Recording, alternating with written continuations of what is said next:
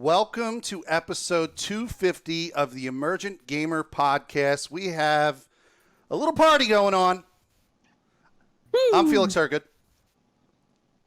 And then... I'm Trip Zero. You didn't plan this out much. I didn't plan this out. We have a lot of people on the show with us tonight. We have our four hosts. Felix Hergood. I'm Trip Zero. Neo Ayoshi, say hello. What's up? Lock and Key is here as well. What's going on?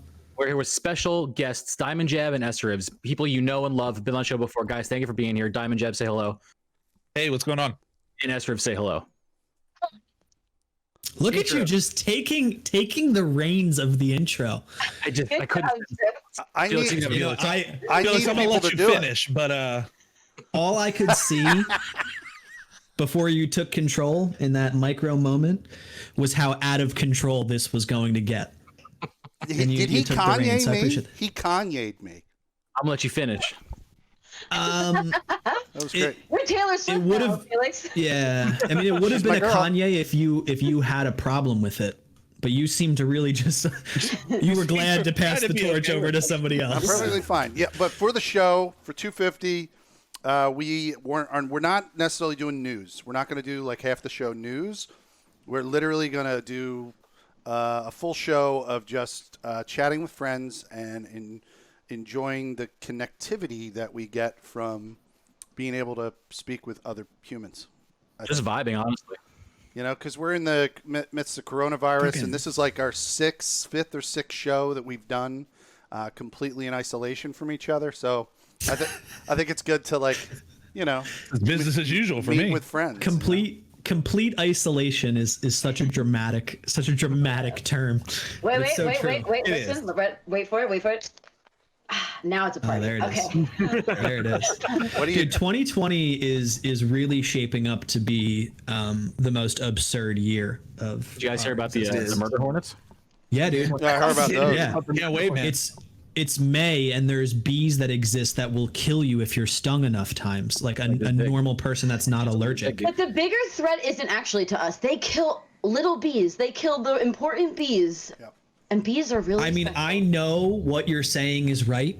Yeah. But all I can think about is all I can think about is that if I encounter one, I'm not going to know how to handle myself, and it may sting me enough times to kill me. They'll kill all the bees, then they'll come after us. I might just start carrying a tennis racket. I heard. And then we also have in Philadelphia, we have these spotted lantern flies, which are taking over. Have you guys heard of that? Have you guys seen any of them around in a while? Oh yeah, I feel like I don't see them anymore. I haven't seen any. Killed by the murder. They might not be back out this season yet, but they'll be back. I don't know. They're here. Season. Yeah. They're here to stay.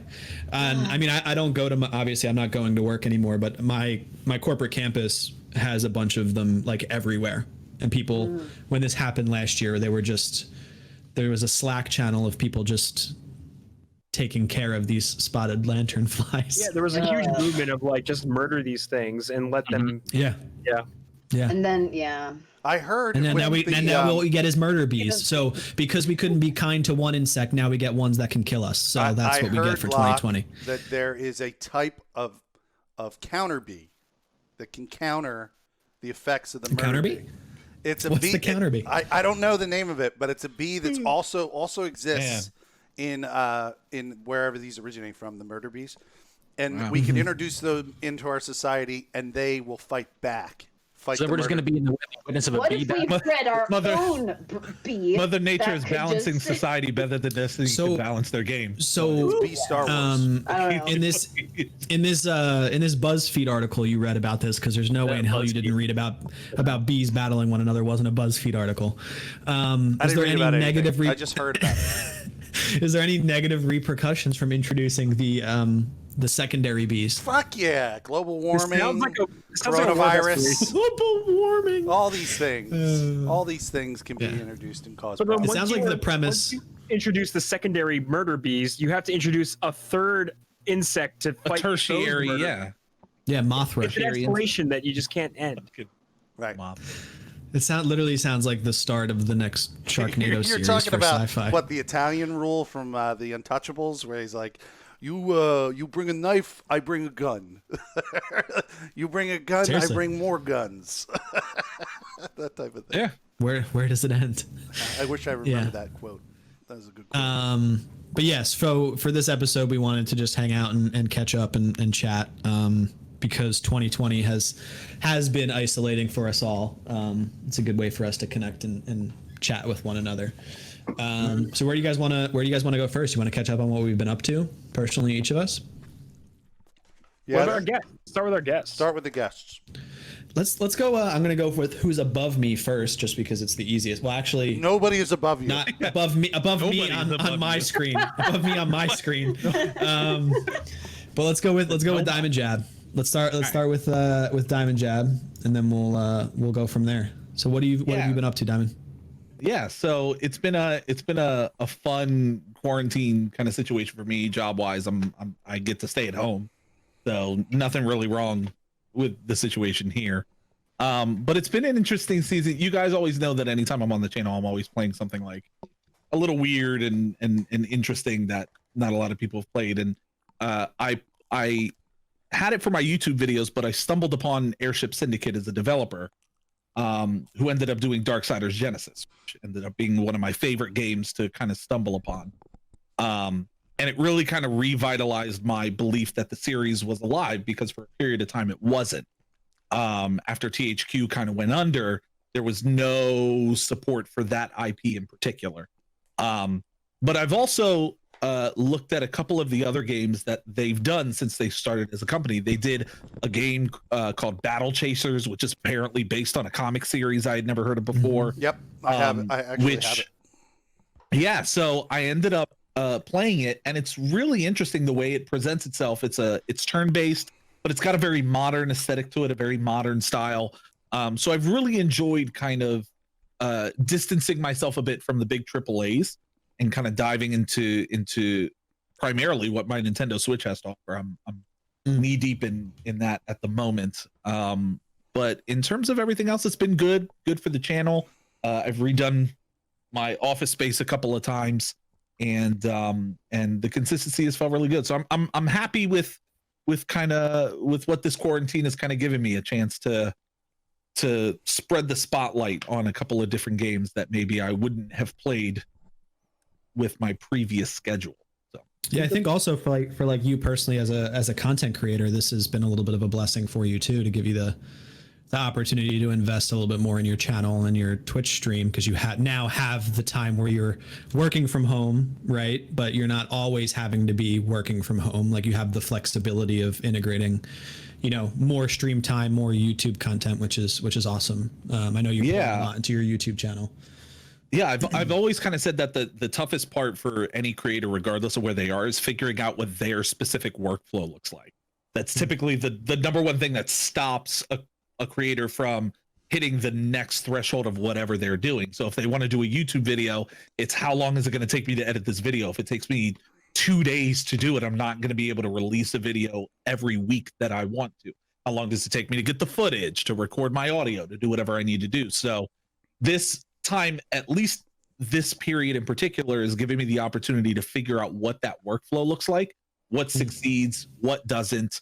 I ended up looking at my numbers and figuring out I don't need to stream 5 days a week. I don't even need to stream 4 days a week, technically, for the numbers that I'm hitting at the moment, which is really good. But like, being able to see those things when I'm balancing work and my relationships and my stream, you tend to want to put an emphasis on one more than the other. But now that I could take a step back and kind of breathe and see what's there, I could figure out, oh, I don't need to do that, and I can dedicate that time elsewhere.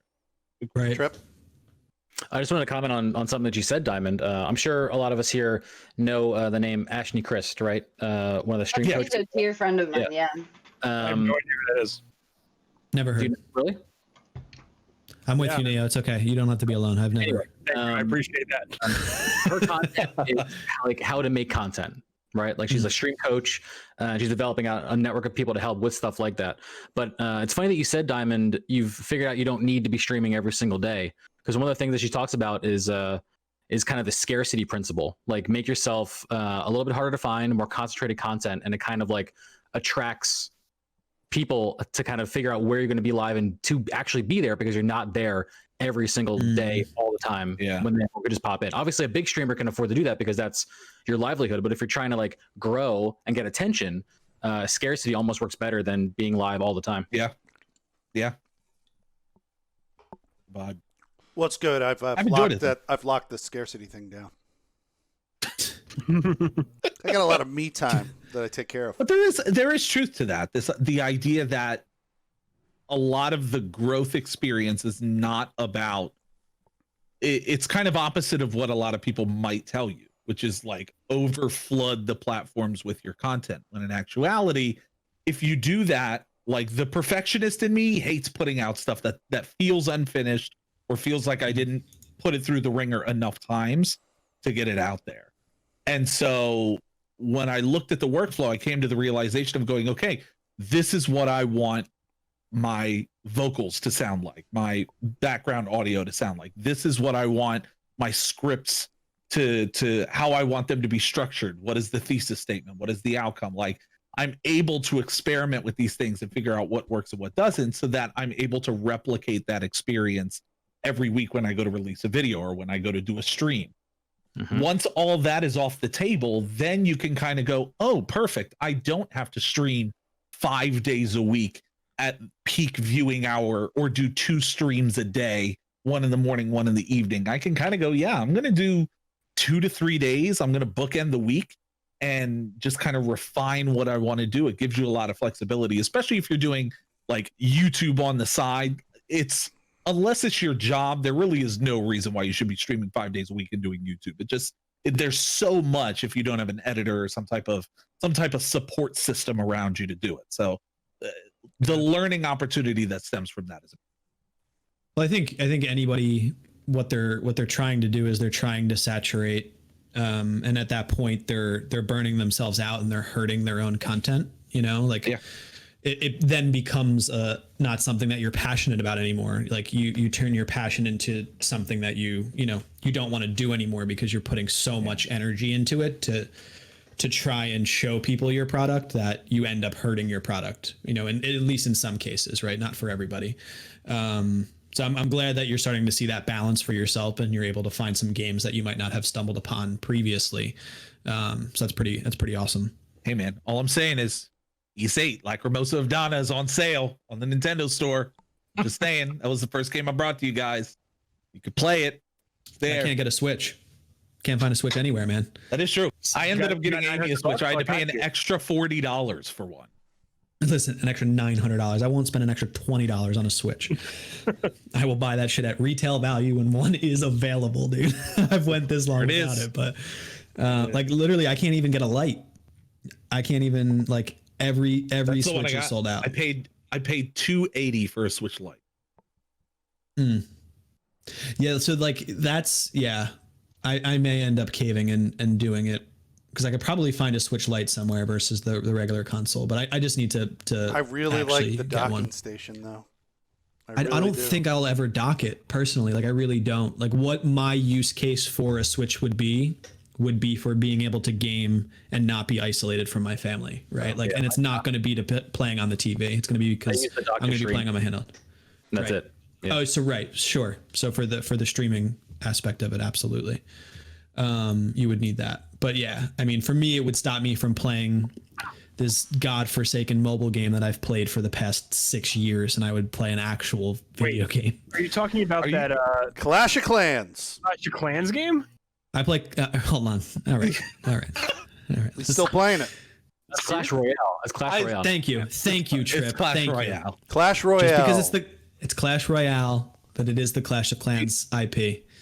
I have never been on a mobile game, including Hearthstone, which I have loved, for more than 6 months at a time. So the fact that you're still playing Clash Royale, Yeah. I just gotta say, So it's like 4 Bro, years. I was 4 all years, in on Mario Kart when it came to mobile, and I played it for a solid month, and then that was it. I think the reason why I'm still playing it, like I haven't sunk any actual money into it, but it's a good time sink when I'm just, sitting on the couch or doing other things that I could play a few rounds of it. But yeah, so I mean, hopefully one day I'll get a Switch. Hopefully that'll be on my horizon. Just download Raid Shadowlands, right? Yeah. Raid There Shadow you go. Legend. Rage, There you go. Not sponsored. Yeah. not sponsored. But yeah, that's what I got going cool. on. Nothing too crazy, but 'cause the one thing I will say is I'll give him a shout out here. Nimbus, who's kind of been on the journey alongside us as he goes to affiliate. Like, he said something that really resonated with me about that thought process that you had mentioned, which was that there are a lot of content creators who, when they get burned out, the statement that they make is, I don't know why it didn't work. Like, I don't know why it didn't work. And it's because there wasn't someone to kind of give that answer, at least give that insight. It's one of the amazing things about this community. No, there's a difference what we're talking between about. going and you can go and get that answer yourself. There's a difference between, absolutely. you know what I mean? People think all you have to do is go live and everything else comes after that. That's the stigma Sure. that surrounds this thing Yeah. that we Well, I do. think that's the beauty of the support system. That this is one of the amazing things about what EG offers is, regardless of the whether you stream or whether you don't, there's a community aspect to be able to say, hey, I don't understand why it didn't work, but there's someone here who can offer that insight, who can give that perspective, who can do those things. And so it's been a major difference in when I was streaming very early on to now, of what that support system actually looks like to be able to fill in those gaps. So seeing him go through that made me think of it. Yeah, I think Gus makes a really good point that it's easy to fall into that trap, right? Like it seems so simple, right? Like you watch, you know, the top 10 streamers on Twitch, right? And they make it seem so simple. I sit in my chair, I hit go live, and then, you know, I just game. I just game, right? Like, and that's all it is. And, you know, a lot of people fall into that trap. And, you know, especially with someone like Nimbus, who's juggling schoolwork and all of these other things, you can easily burn yourself out if you're not relying on a support system to help you through it, whatever that support system is. I've had whole swaths of time where I've completely burned out myself. Sure. Like where I would go like 15 to 20 days straight every day streaming because I just wanted to make it happen. You know, like I just wanted to do it. And then by the end of it, I'm just like, okay, I got to take like 2 weeks off. Well, yeah, I mean, you're balancing a full-time job, like at the point when you're working full-time, right? Like right now is not a great example of it, but like you built your stream schedule around your work schedule and you were essentially working 2 full-time jobs, right? Yep. So, you know, that easily, you know, like for anyone, can burn you out, even if you're doing something that you love, or, you know, it doesn't matter that you're playing video games, right? So it's easy for anyone to fall into that trap. So that scarcity thing, right? That I feel like we all end up wanting things that we can't have, right? So if you find yourself lucky with a core audience, no matter what that number is, they're going to tune in when you go live, whether it's 3 days a week or 5 days a week. I'm playing that's the FOMO, interesting. bro. Dude, I'm always missing Playing that beard. I'm always missing that beard, dude. Hey man, beer game. But I'm curious how everybody else feels about that as streamers. Like I don't hit go live. You know, I'm not someone that's streaming. So I'm curious for everybody else that hasn't chimed in. Like, how do you guys feel like you're balancing personal and things that you're trying to achieve as a content creator?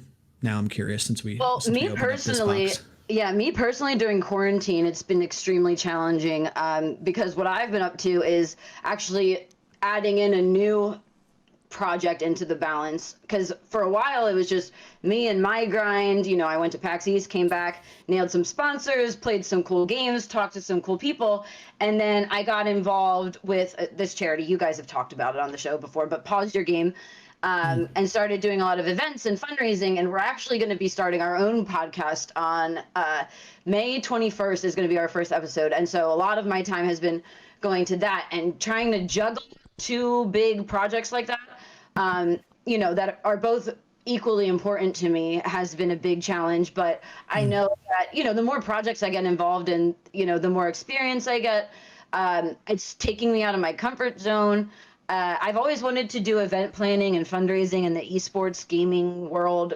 And being able to do it for a charity is just the icing on the cake. But you know, this is giving me the chance to get the experience that I want. And while, you know, some of this work is volunteer and whatnot, if these times were any different, I don't think that I would really be able to take the time to do what I'm doing. Right. But yeah, and I also wanted to go back on what you guys were talking about, how Ashley and her scarcity comments. One thing she also talks about when it comes to scarcity is there's scarcity thinking, and then there's abundancy thinking. She stresses that a lot. I know she hasn't streamed in a while, but one thing she talks about on her streams a lot is that where people think that, you know, your viewers belong to you and you better keep them and they don't belong to anyone else. And there's not enough out there for everyone. And, you know, you only get your piece of the pie and it's not going to get any, you know, it's up to you to make it bigger, this and that, that's scarcity thinking, right? Like you don't want to raid anyone. You're on your own path to partner. You're not helping anyone along the way. You're not collaborating with people. You're probably not learning anything by, you know, practicing this way of life. But, yeah, it's just interesting because when there's the people who have the abundancy way of thinking, you're seeing these people zoom to partner status and they have this big support system. And the people that are, you know, are thinking scarcely, they're sitting there wondering, well, where are my people? Why is no one supporting me? Well, it's, you know, while it's a two-way street, you should never go into someone's stream expecting anything in return or anything like that. But there is a give and take involved to this, and that's where abundancy thinking comes into play.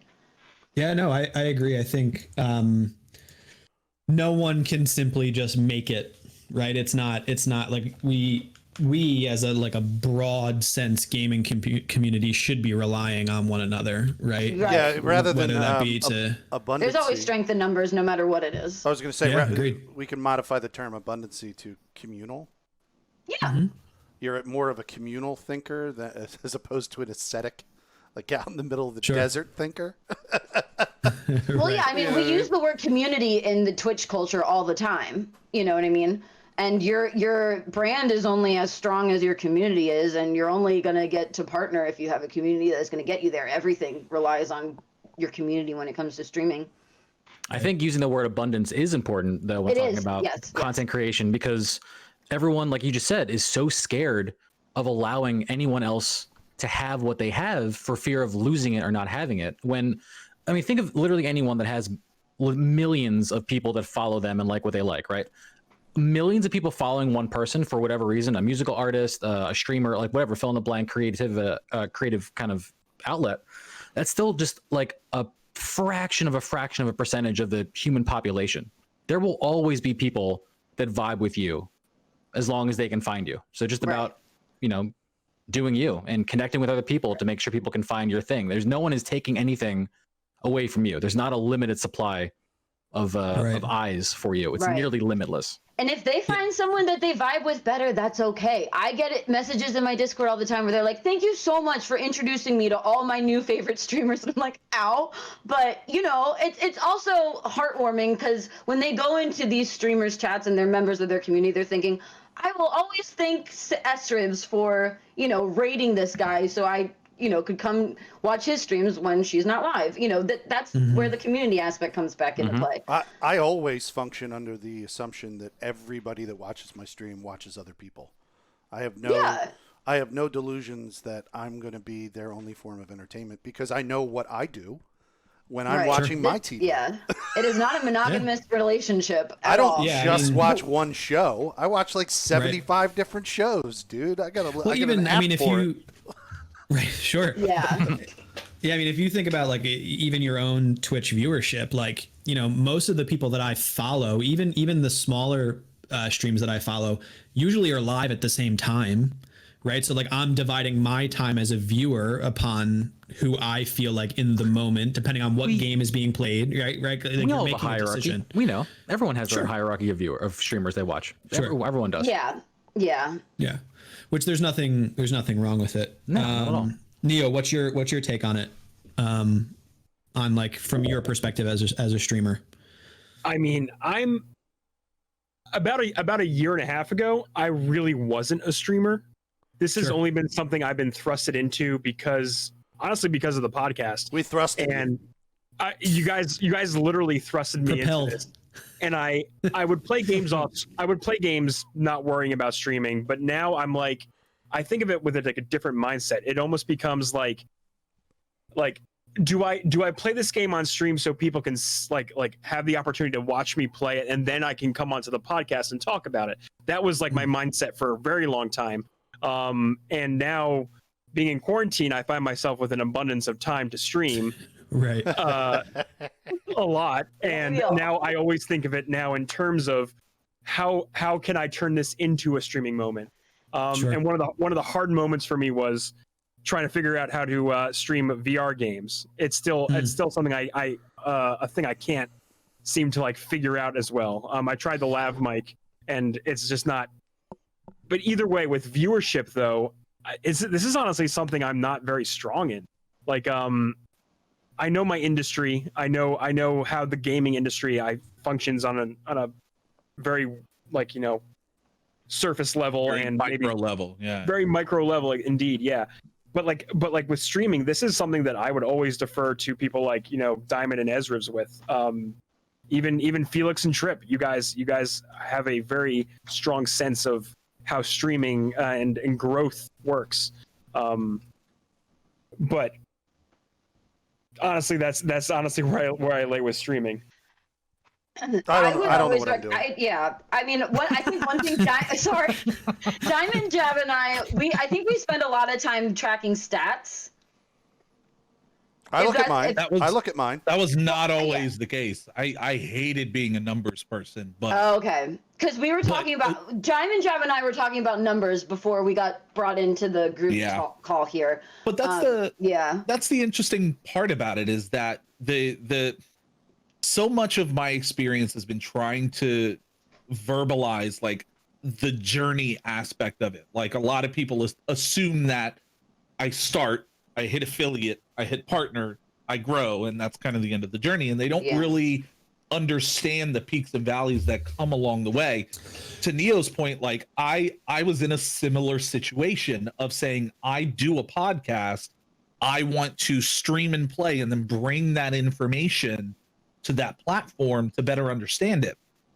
It wasn't until, and this is where like the English major in me kicks in, of saying, what is the thesis of my channel, to be able to say, I want to play to inform. Like that was Right. Once that became the filter for me, everything became so much easier, rather than I know I'm not necessarily the most entertaining compared to when Felix is raging on something, right? Love those moments. But to Neo's point, I know what my strength is, and if I'm bringing Sure. that to my channel, I can at least be very happy with what I'm putting out there, and then leave it at that. My thesis I was is never always a numbers person, but I have been more often now. It's I important think- to be a numbers person. It's to some extent, yeah. Yeah, I would agree. I think data is extremely useful if you're able to take the emotion out of it, right? Like if you can take a look at your data set and learn from it and not be emotional about it, it can be Yeah. extremely helpful, right? I think to your point though, Diamond, which is really interesting about where we're at, is with every other profession, there's a long history upon what it means to be successful, what it means to be a failure, and everything in between. Where we're at with a streamer is all we have to look at is how successful everybody is, right? Like all we get to see is how successful everyone has been, all of your big streamers, your varieties, people that are locked on to specific games, people that have stereotypes like your FPS people, your people that play whatever. There's no real story behind growth or failure, right? You have, okay, so I just learned about someone that's trying to be a coach for content creation, right? That in itself is a new thing. Being there for someone to help somebody else be a content creator 3, 4, 5 years ago was not a thing, right? People were just winging it. People like, you know what I mean? Like everyone that is big now is realistically only big because they were there. They've been at the around ground longer. Yeah. right? Yep, So exactly. in terms of like the biggest, right? Like there's probably your middle tier of viewership, right? It doesn't knock their content, but in terms of viewership, the middle tier is probably those that is making a great product. Those that are really popular now have a great product, but they had the viewership because they were there at the ground level, right? Like they were there from the beginning. You're Tim the Tatman. I still find Tim the Tatman the most entertaining person on Twitch personally. Oh, he's my favorite streamer of all time. Yeah. But he was also there streaming in a Right. folding chair, like when Twitch first started. They right? all So like have he's that been there from the advantage beginning. over us. Exactly. True. Right. Were you Yeah, gonna say, like Dom? we said when the episode that I was on, we were talking about my brother hit partner status like 2015, 2016. His average viewership is like 25% of mine now. You know, like, and we can go on a whole topic about do partners keep their status after a certain extent, whatever. But you know, Twitch is different for everyone. People, you know, some people made linear growth. People that started from the bottom, now they hear. I really don't even know why I just said that on air, but I'm sorry. It's a great you know what I quote. mean? But it is. It's linear yeah, growth? But, when you think about like, I hate to, you know, we have Fucking boomer. like creators like Ninja, we have creators like Tim the Tatman, who kind of just went off. But then there's people like Booga now. You know, you just got to win World Cup and that's it. Or Sure. yeah, I mean, it's Yeah. just the esports industry is growing. Like we know how things grow exponentially, right? So maybe 2012 to 2015 things were growing a little bit slower, Yeah. steadier, and then you know once 2018 hit, things got even faster. And now, especially during quarantine and all these companies and creators taking advantage of streaming and what it can do, you know, people are streaming everything now. So it's really changing the game even more. So it's exciting, and I guess that's the word we could use. There's a lot of things that could happen here. I definitely think There's so a lot much of- potential. Yeah. So much Yeah. a potential. lot of benefit to like almost like teaming up with other streamers and kind of forming communities like Huge. ones that we have, yeah. And it actually really does help for growth. Yeah. I mean, like I can attest to this a lot, that since I've started working with Ezribs and doing lots of like doing Pause Your Game and like a whole bunch of other streaming opportunities with her, like I've seen definite growth in her channel and my channel alone. Like it's been great just working with other streamers in general, especially For like sure. even like Diamond and even Nimbus, like someone who's just starting out. Like it's Well, that's Yeah. how all of the that's how all the great groups started. That's how Rooster Teeth started. That's how like Yeah. fucking Right. Yeah, I mean, I think kind of like funny started. Yeah, I mean, it's just a I mean, bunch, I think bunch if of people like who just started vibing and coming together. yeah, I think if we like boil it down, and maybe this is too much, but like I feel like a lot of us, like when we go back to game, like where we started with gaming is it came to a moment with somebody else, right? Like I remember some moments where I fell in love with gaming, and I know the person that was sitting next to me, right? Like playing split screen with me. And then taking that away and then making it an isolated thing to where I'm just in front of a screen and I'm looking at a text chat and not dealing with somebody else and collaborating and communicating and elevating the game, right? It's very easy for that to happen.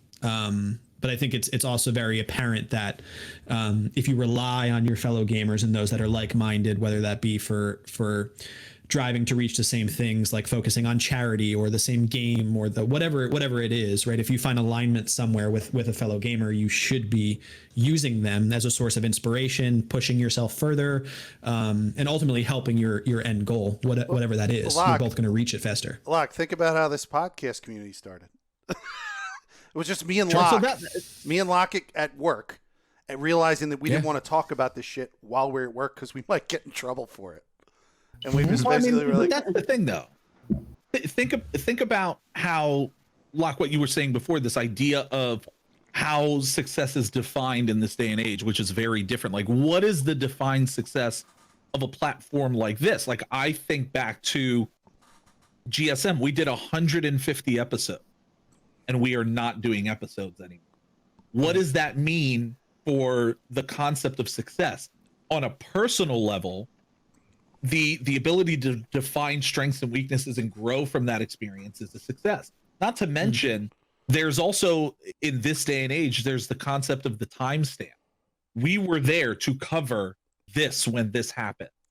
Like the idea of the podcast is to bring so many people together to just collectively experience something and to be able to communicate that. And so to be able to say we were there when Microsoft decided to have strippers on their stage at E3 and thought it was a good idea. We were there when that was happening and it was hilarious. And so like the idea of success has been very brought different. that up. Yeah, Felix. Yeah. It's pretty cool. But the idea of like success of being able to say as a gamer and as a fan of the industry, not only to make fun of moments like that, but to also see like amazing pieces of technology come out, to finally see Death Stranding come out and see what it was and see how amazing that experience was. Like the definition of success is so different when it's individualized versus when it's a community or a group or a platform or a show or a setting. And it's so interesting to see like how event based it is, like the pylons you kind of put on the way. Yeah. I mean, I could tell you personally, like as someone that's not creating content, yeah, I might still be gaming. But in all actuality, like if the podcast didn't exist and like where my personal life took me to a place, like I left my hometown and came and I now live in a city where I didn't grow up, right? Like, so all of my core group of people that I used to game with, like if I didn't have this community of people, like what pushes me and what I thrive around is playing with everybody that's in the community, right? Like if I didn't get to do that, I might not rely on gaming so much as an outlet or as a hobby. I might just be binging Netflix and watching more, Tiger King, or whatever the fuck. They got a new episode, dude. It was great. Yeah, Joel, here. See, exactly. I might be that guy. Joel McHale. That might be me. He was on there. There it is. Look at that. There's Tiger King. That's amazing. So I think it's very short-sighted to think about this as an isolated thing, right? Like we really do thrive relying on one another. Something that I've talked about with like Ezra's a bunch is the fact that now that we are all quarantined, and it almost does feel like at a certain point that the market for streamers is going to become saturated at some point. And it does seem like saturated before quarantine, FYI. But it's for sure. It's already saturated. Yeah. So like how would you like for example like Ezra's like how would you like go about overcoming like the oversaturation that is now streaming? Well, that's what I'm doing right now. That's exactly what I'm doing. Well, what I'm doing now is I'm like, okay, doing what I was doing before isn't always gonna work. I want to find what I want to do is just start adding something different that not other people are offering. I like thinking outside the box. Originality is really, really important. And so that is what I'm doing. And one thing I noticed that you do a lot is you love to reach out on Twitter and offer experiences for your community.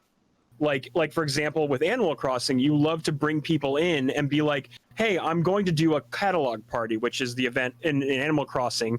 It's the act of like collecting, the ability to like buy your own, what would you say? It's like sharing furniture in the game, right? Essentially. Yeah, so basically it's you help someone obtain furniture that they didn't otherwise have before. They wouldn't be able to just find, it would take them days or weeks or even months to find otherwise, and you're helping them by putting it in their own catalog to order it for themselves and whatever. But I do a lot of different events in Animal Crossing.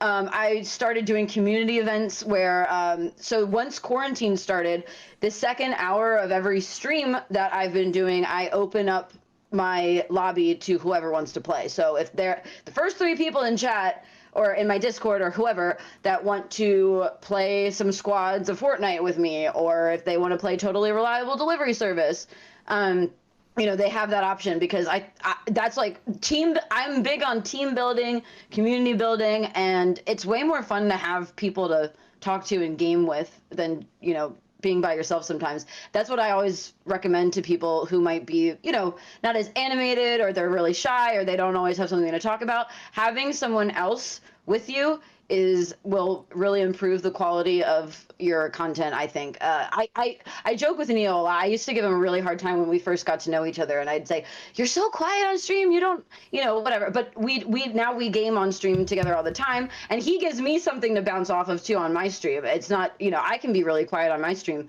sometimes, believe it or not. So yeah. I love doing couch co-ops. Sorry, Trip. Yeah, that's really cool too. Couch co-ops, sitting, playing a game next to each other is terrific. It's Right. They've been some of my best streams. So I'm very curious on Trip's take here as someone that's been in the game for a bit. Like, what do you got going on? Just kind of commenting on the whole streaming is saturated kind of thing. The only time things aren't saturated is like the minute after it's new. Whether we're talking about, streaming from years ago where, you were successful because you were the one who was there, like Dan's Gaming, for example, and just because you were there all the time, and now you're just the one who people used to watch. Co-Carnage, or literally something, like an IPO of a company, like I wish I bought Google when, I wish I bought like Amazon when, like that kind of thing. Beyond that, it's going to have to be like putting in a lot of work to get to where you want to be. I always equated this.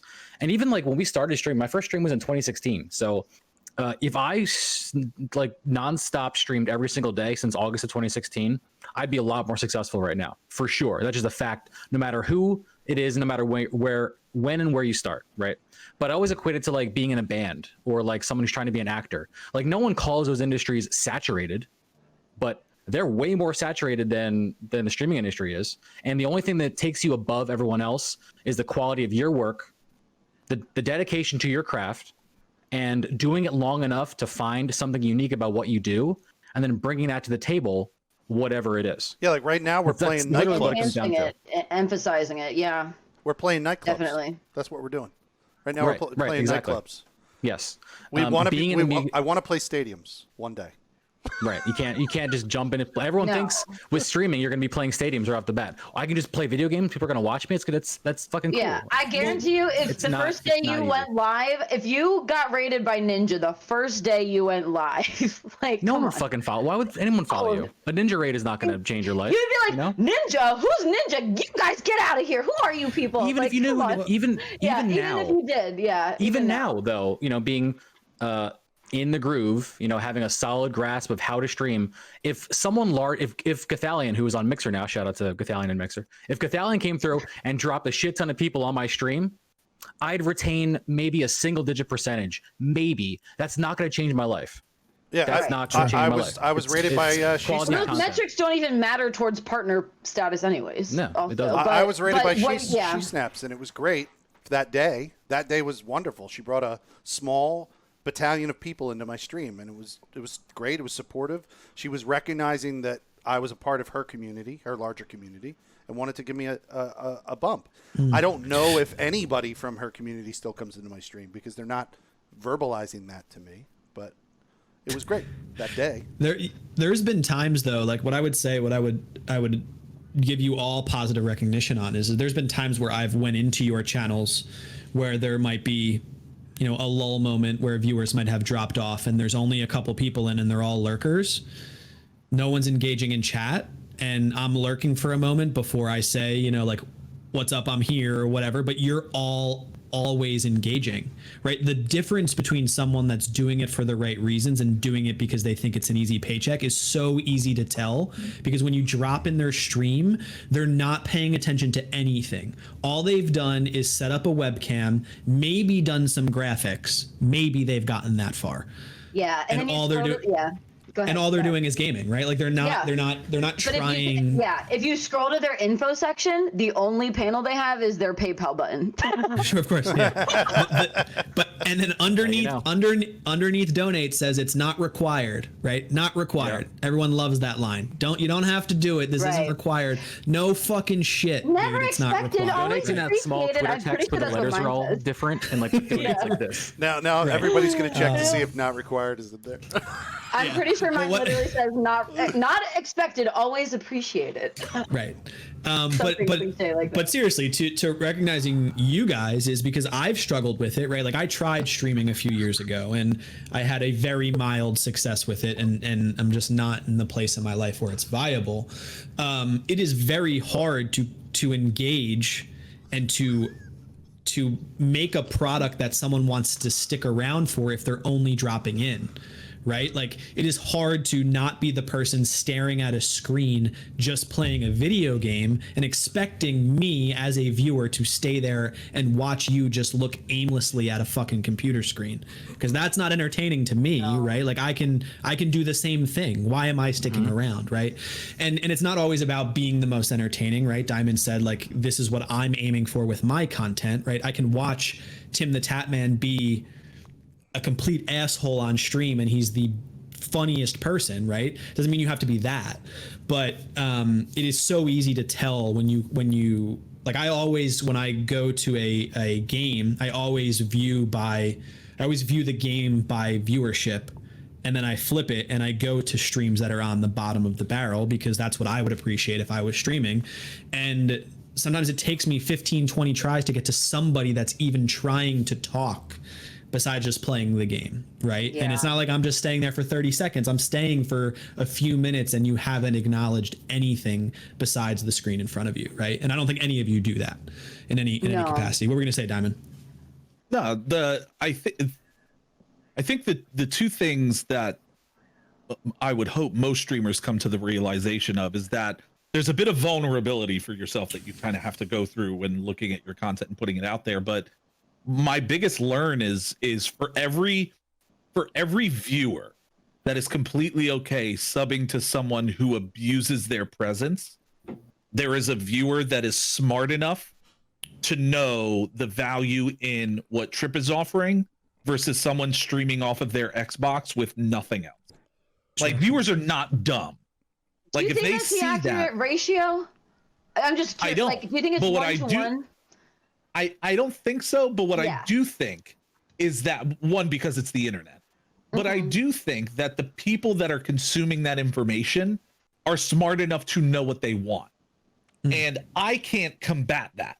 At the end of the day, a person wants what a person wants. If they Right. want to stay in that channel, that is completely on them. I can't worry about that. So part of my experience has been really understanding what I can control and what I can put out there, and just say wherever the cards fall or where they fall, it is what it is. Yeah. Coming to the realization that Anthem is a terrible game, but for whatever reason, people are watching me play it. I don't understand the science behind that because Right. there isn't any. That's why. But for whatever reason, it's a thing. That's why Yeah. trolls So, like, like- roll off my back. I don't Yeah. care about Yeah. trolls because Right. I can't I stop don't them. Dude, it's- understand. I don't See, I understand didn't it. want It's to play just- this it's card. just a I don't thing. want to play this card, but here I go. So, being a female streamer, there are things that there are successes Don't that know I what that's have that are devalued. That like there are big things that I think are really cool that happen to me, or things that I achieve and work really hard for, right?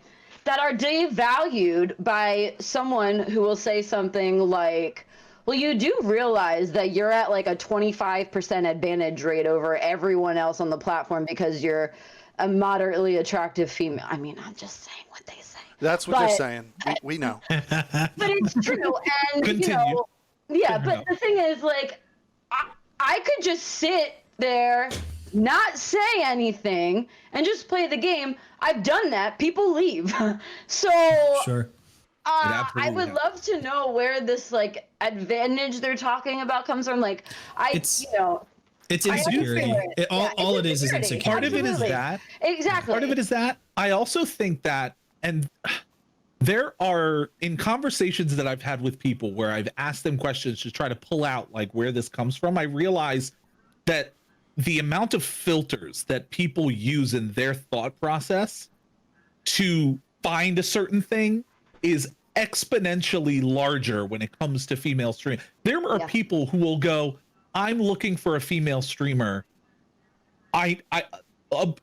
So many of them play Overwatch. So many of them main Mercy. She's That's a all I'm going mercy to main. search Yeah, for. exactly. There's like 4 filters just to, rather than leaving it at, let me see who's creating content. there's all of these extra filters before they even get to what they're actually looking for. And so it biases the person that's in front of them Right. rather than seeing it for what it is. Right. And it's also hilarious when these same people talk about like like streamers stealing their views. No one's stealing anything from you when they're just watching what they want to watch. If they want to watch a particular streamer dancing, Viewer wants you know, to see that or is what it you is. know, reviewing dating profiles, like that's what they want to watch. They don't want to watch you play Fortnite.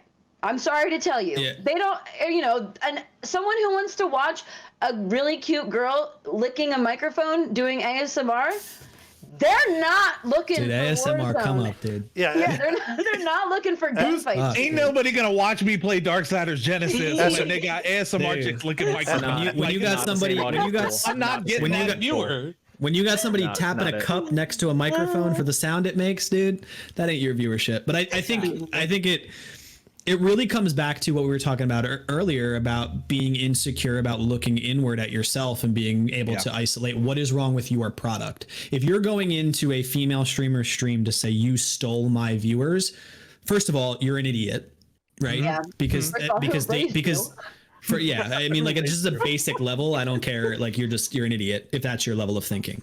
Yeah. Because you don't have the wherewithal to look inward and say, okay, my product sucks, right? Like, what I'm creating is not good enough to keep somebody there to watch me play what I'm playing. Yeah, and do it's what a I sign do. of insecurity. Right. And you need to lash out because, you know, it's the internet and that makes you feel like this much better. Right. So I think if you're able to take a look at the content, if this is what you really want to do, right? Goes back again. Is this really what you want to do? Or are you trying to take advantage of an opportunity and realizing you're far too late to simply just hit go live and make, you know, millions of dollars? You're not going to be more to it Ninja. than You're that. not going to be any of these people, right? You're not going to be any of them. No one will, right? Like you have professional athletes that are now playing Twitch because they have nothing better to do, and they don't get the viewers that these other guys get or these other ladies get, right? Just because who they are doesn't make them someone that I want to tune in and watch. That's not what it is. So to think that you can just go into someone's stream and just make fun of them or put them down because they're a female and you think you have something over them it's fucking ridiculous. It's also interesting because it's like there's a time element to this as well. Like I was having this conversation with Amy, and it's a really like high level thought, but like eventually at one point or another, what I am offering is not going to be what the masses are looking for. Like that's going to be a thing. And so how I embrace kind of the time frame that I'm in and I enjoy what I'm putting out there there's that vulnerability element of going, hey, I might be able to stream for a decent bit of time, but at one point or another, that's going to be it. Like I'm not going to be able to at least put out what people want. And so embracing that moment of really enjoying kind of the good and the bad of where we are in our own growth and our own experience is like it's a really mature moment that I wasn't expecting to have, because I know that there are a lot of people who do just want to hit go live and who do just want to dive right in and who do want to reach certain goals and hit certain points and just kind of go, hey man, just enjoy it for what it is. Right. There are a lot of people that can't even afford half of what I have in my setup. It's fair. People are just so Let spiteful. alone, People are so spiteful. like, Yeah, I think really it's intent. It's intent, right? Like, so some of these things exist, like the go live on Xbox, or the, you know, some of these more basic features exist to give somebody an entry point because they don't have the funds to do even what I'm doing, which is just have a decent microphone and a webcam in front of me, right? But their intent is very different, right? Like they're not going, those people that are just appreciative to be able to hit go live and play the game live, their intent is very different, and the way that they're going to engage their peers is going to be different than someone that's doing it for the wrong reasons. Like if I'm someone that just wants to hit go live because if one person joins me and I get to engage them, then I feel fulfilled.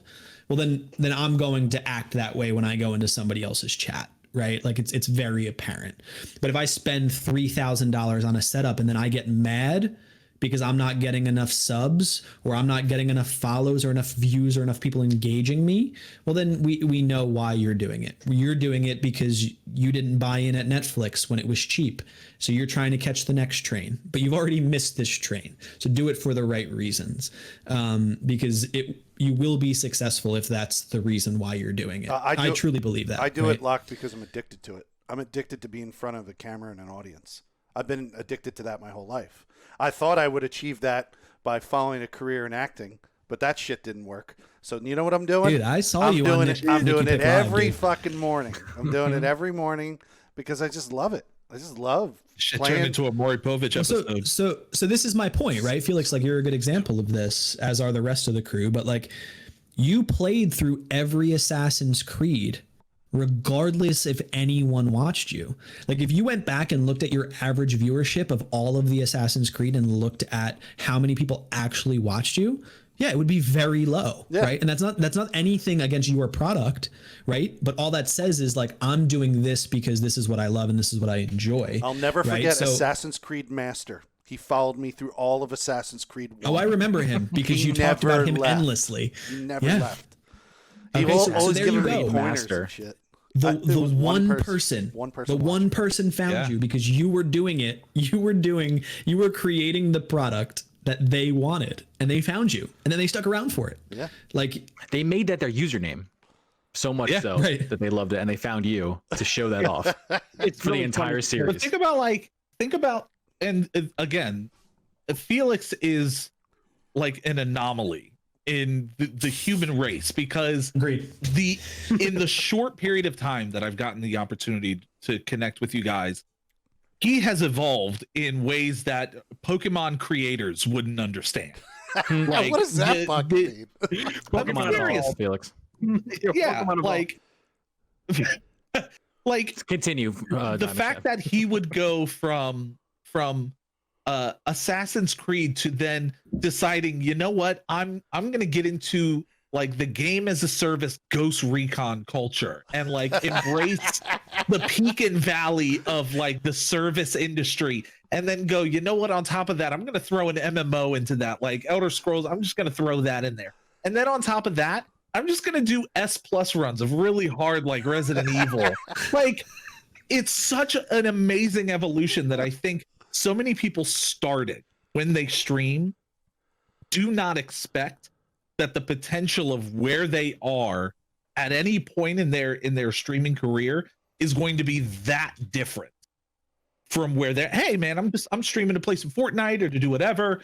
But like the evolution that you can go on is really what makes this industry and this career or this experience like so amazing, is that you can absolutely not be the same person Hey, Diamond. than when you started. Diamond, I played a BR the other night. Stop. I did. I played was a Warzone really with entertaining fucking stream I Locke. saw you Dude. guys do. Fucking Listen to me right Locke. now. Hold on. Lock. Hold on. Lock. Hold It was on. dude. great, man. I shouldn't say never, but I haven't in a long time laughed my ass off so much playing a fucking BR. I had so much fun playing fucking Warzone with Felix. That I'm was disappointed fun, that we dude. didn't get to do it this week.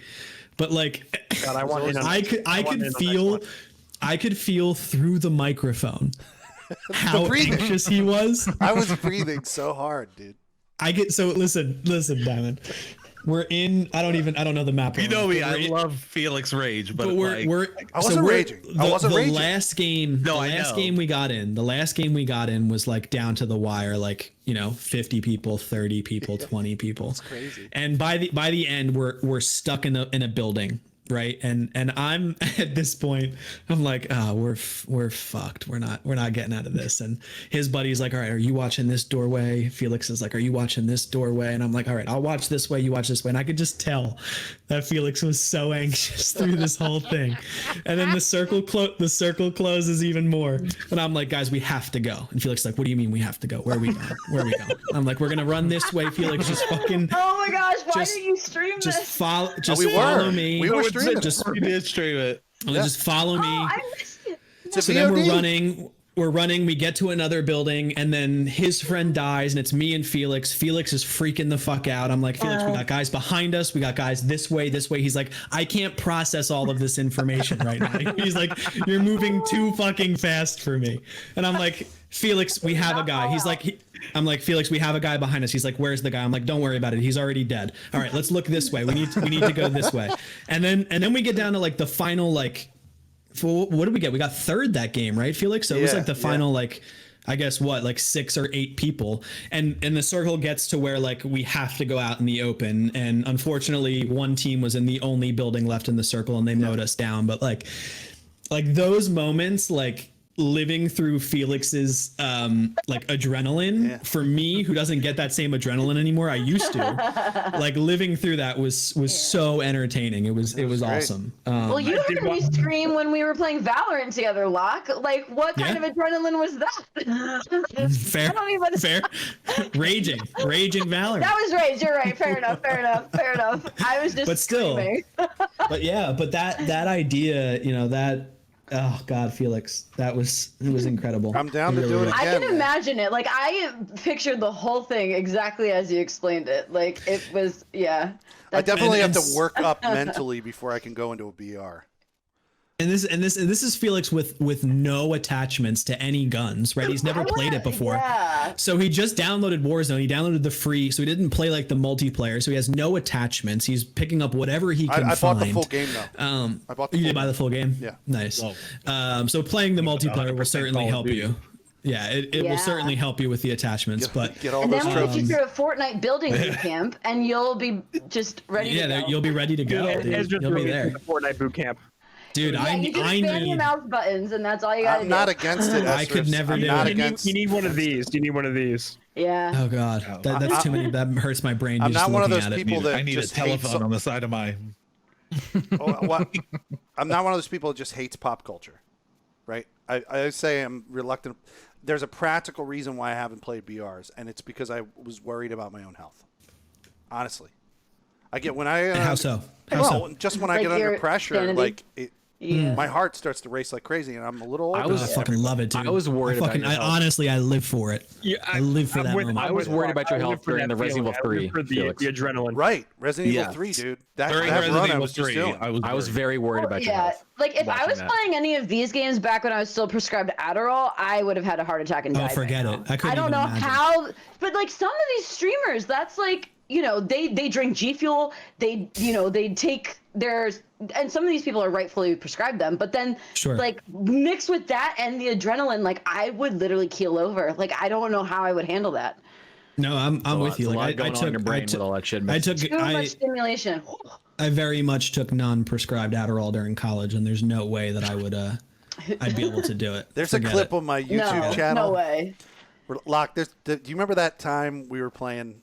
I don't know what we were playing, but we were in Destiny, Destiny 1, in a room. We had to like kill like Classic 3 Destiny dudes. race. And it came down to like the 3 dudes, and then I did like a warlock kill and like killed like all the dudes, and I just don't lost remember.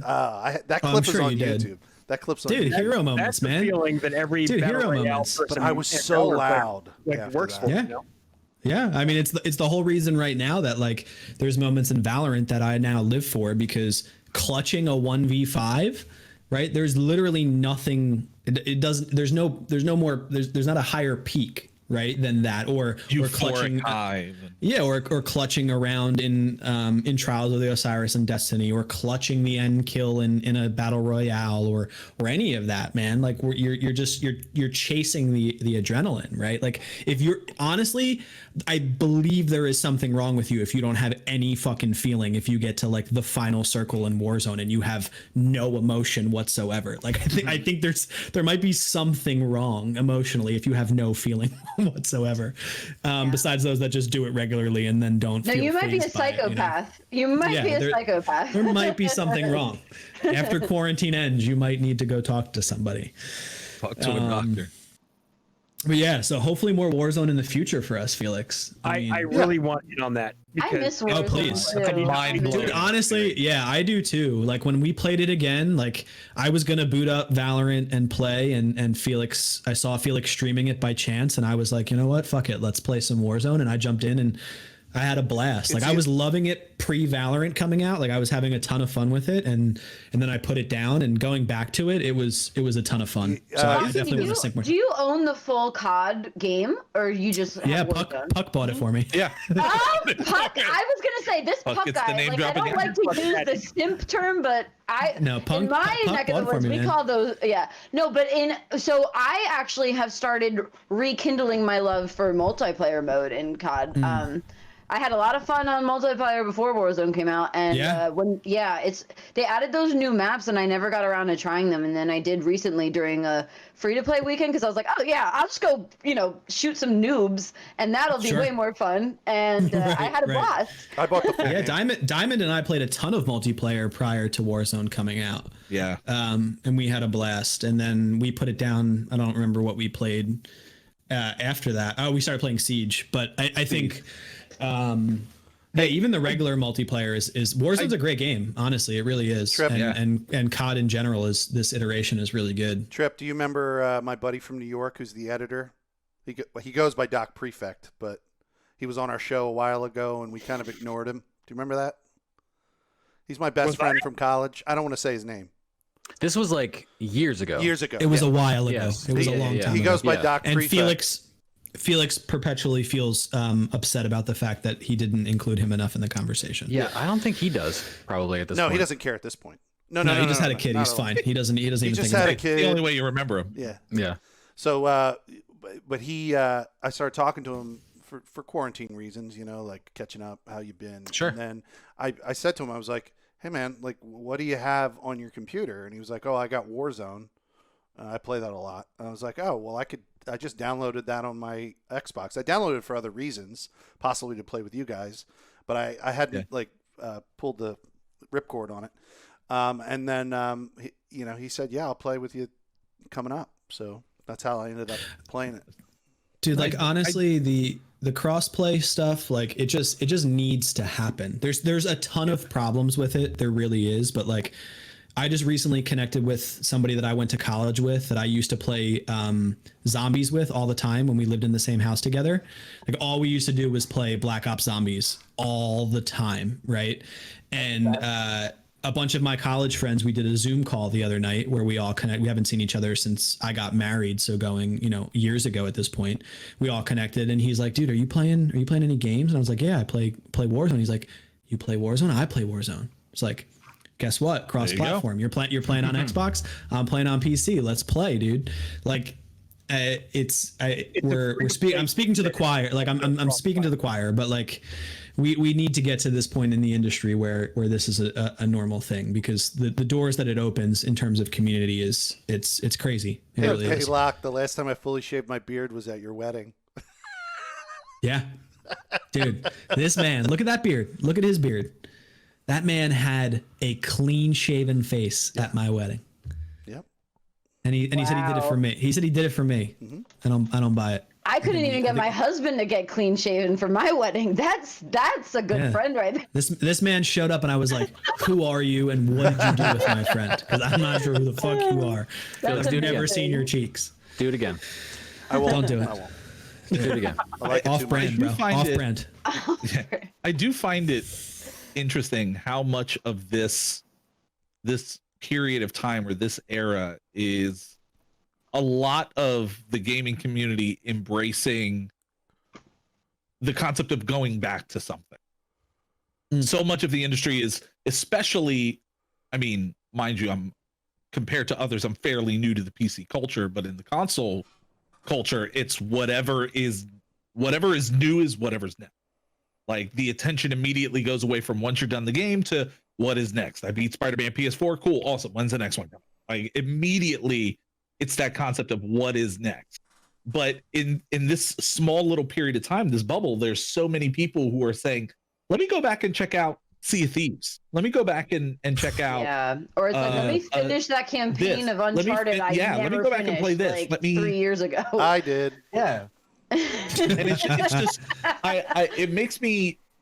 It's a shame that it's under quarantine situations, but like, it reinforces why the gaming industry is one of the biggest industries in the world, and that there is no shelf life for experiences. Like, to be able to go back and, like, before we were even getting on the call, Ezra was just like, I've never played BioShock. Like, that's a whole experience. Yeah, and Neo, that has Neo's never been living it by watching me play. Like he was explaining to me what that's been like watching me play as a new player, like, and seeing someone play it for the first time with that kind of a game. Because I was really BioShock, excited to watch you play that. Sure. yeah, Because it's a game I've played many times, but I want to see someone who's new to it experience it. Yeah. because you don't get to see that anymore. No, what's know? really interesting is after you guys did that, I haven't found one yet, but I'm hoping for it. Is I wanted to see someone play KOTOR for the first time. Oh my god. And because Knights of the Old Republic, the first Knights of the Old Republic, like thinking of child me, it was a defining moment in gaming for me. So I've been trying to find somebody playing it for the first time over again. Because that person will get a follow from me just because they're the person that decided to pick up a game from how old I is actually it have at this a name point? for you who's doing a YouTube series right now. He's a Please friend of the, share. He's a friend of the podcast from Lunar Castaways. They're actually in our Discord as well. Mike Hart, he's actually doing a YouTube series of playing through KOTOR. He's not streaming it. I don't think he's streaming it on their Twitch channel, but he is doing like a playthrough of it, like a cut up playthrough on YouTube, which is actually pretty good. He is a member of our community as well. Yeah, I mean, what I would do for a KOTOR 3, like, oh, man, maybe Old Republic MMO. That's supposedly KOTOR, and here we are back to a fucking MMO that I don't have the time for.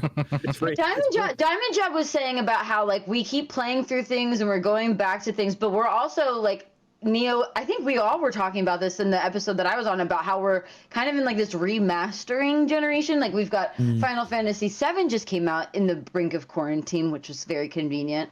And Animal Crossing, that was a game a lot of people think back on very nostalgically. Lots of really good games that are coming back, and we're the generation that we're all in. It's a big one, but anyone that grew up with like any kind of a console system, there's something that's coming back for us that we can go back and enjoy now. Yeah, it's a good point. But part of that is the demand, though.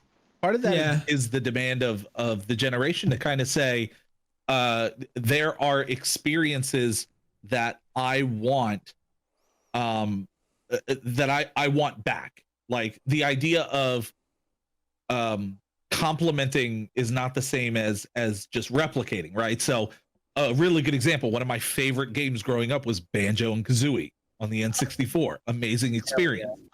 Ukulele comes around in this new generation, this new age, in the exact same formula, and I was like, what is this? Like, even if they gave me the same Banjo and Kazooie game, apparently I would be happy, but getting something new in the same style did not resonate the same way. So I find it so interesting how like the remastering generation is, at least for me, there's a weird pickiness to it. Like if it's something that feels similar but isn't what I had before, then we're not happy with it. But if it's exactly what I had before, how do you know that you because haven't nobody likes forgotten? change. Why would we want change? Ugh. No, but I was going to say, how do you know you haven't forgotten?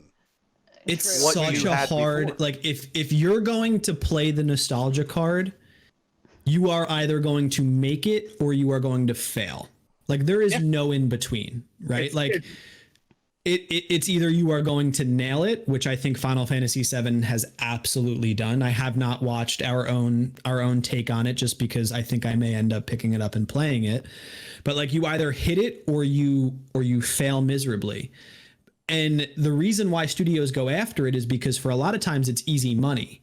right? Like, so Final Fantasy VII Remake is not easy money because they did a lot of work to make it what it is.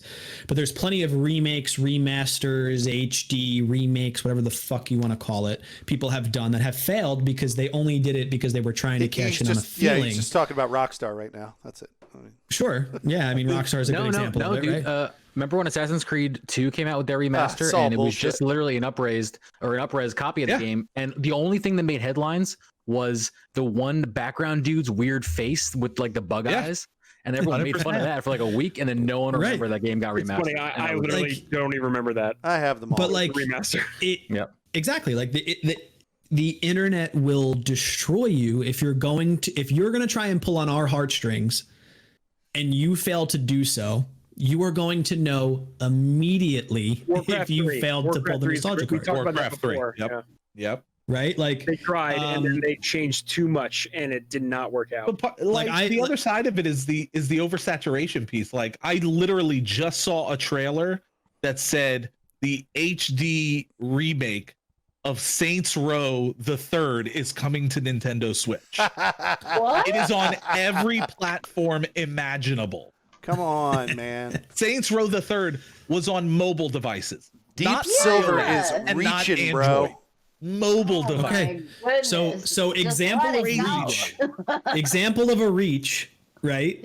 Like it Yeah. so like and I mentioned KOTOR before, right? I've bought it on every platform that I could Yep. possibly buy it on, right? Like I bought it on mobile, I've bought it on my PC. I probably have 3 copies of it on my Xbox because they get scratched up and I just bought another copy from GameStop, right? Like and I would be the first person to buy it if they remastered it and remade it. I would also be the first person to try and get in a fight with the developer on Twitter if they did it some type of injustice, right? So I think like we are on this nostalgia kick where we're trying to relive these memories that we all have, and there's really great examples of it being well done, and I think Final Fantasy VII is obviously the most like on topic example of that. But there's been plenty of remakes and rehashes that have just been up-reses on a new platform expecting to cash in on some money, right?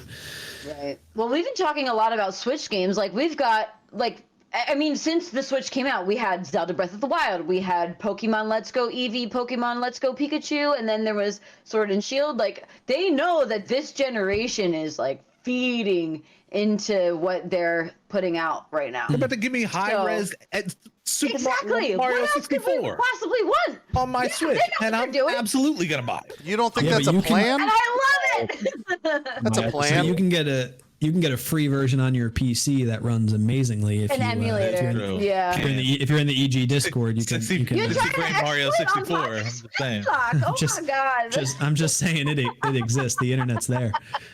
No need for a Switch. Yeah, it's crazy, man. It really is. And there's plenty of games that are in my library that I would love to see the developer pick up and try and bring to this generation. Neo had truly. a tweet today about some games that EA is bringing over to the Switch. Yeah, they actually Jeez.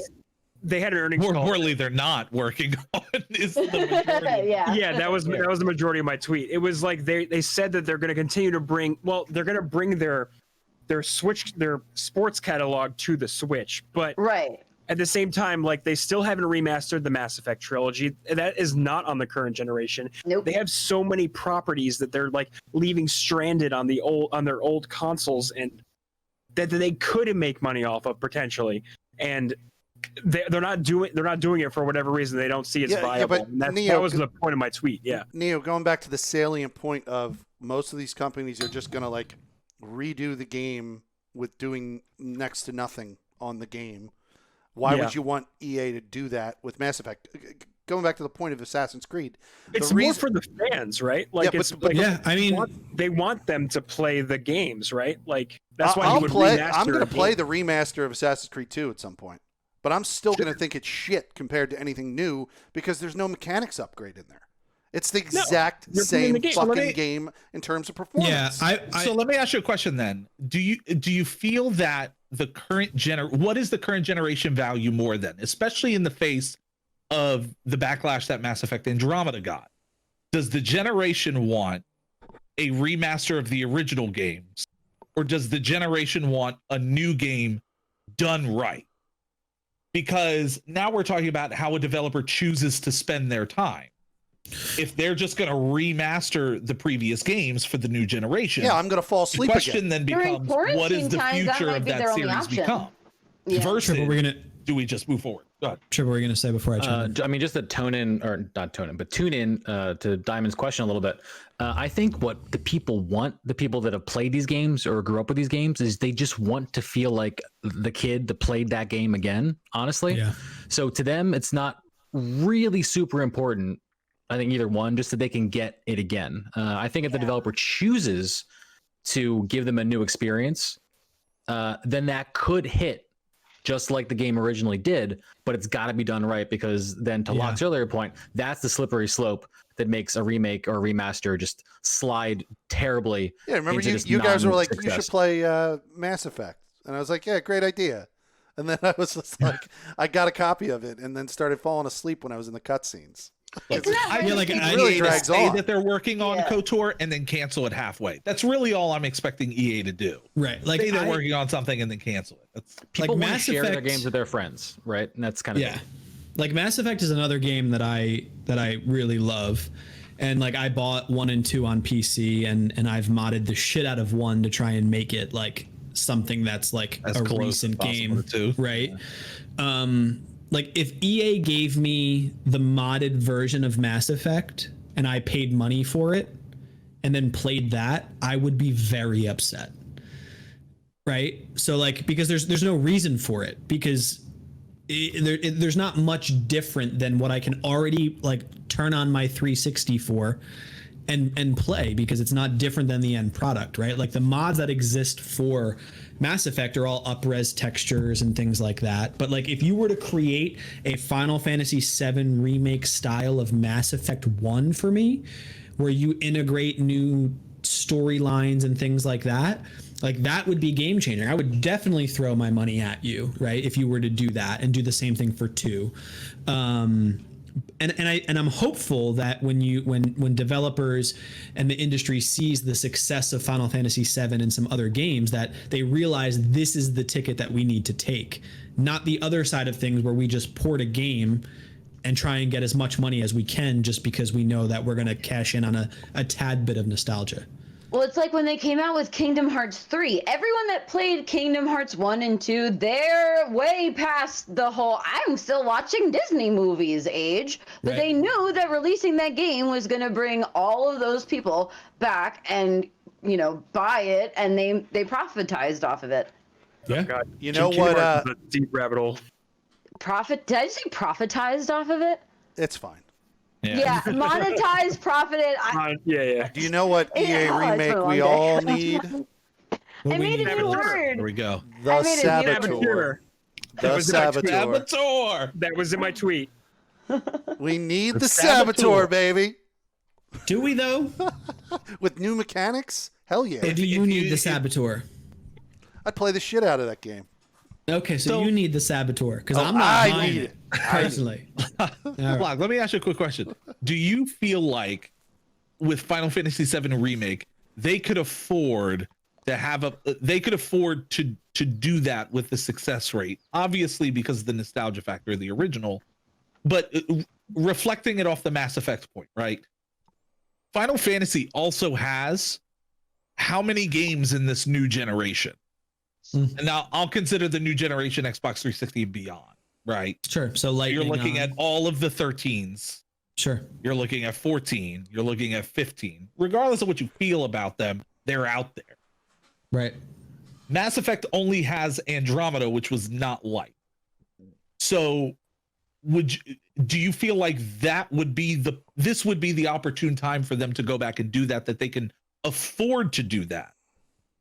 To just go back to Mass Effect 1 and redo it in a Final Fantasy style, because they don't have as many games in the series that would give the fan base a reason to stay. It's a good question. I think, like, for me personally, I did not mind Andromeda. I really didn't. I enjoyed my time with it. I really did. There were absolute problems with the game, so I'm not going to defend the problems because they were there. But as a fan of Mass Effect, I enjoyed my time with Andromeda. I would agree that right now, instead of looking ahead at the future, they could take their time with Mass Effect 1 and 2 because both of them were hugely popular. 3 had problems because no one's ever going to be happy with an ending. You will always have someone that's frustrated with an ending. Felix and I have talked about this about Sopranos. You could talk about it with Game of Thrones. You could talk about it with any TV show. No one will be happy with an ending because something is ending that you don't want it to happen. Me and you are, but the internet's not. Oh yeah. Right? So like Fuck them. I think no one's ever going to be happy with an ending, and that was the problem with 3, that people were not happy with the ending, and they tried to redo it with DLC.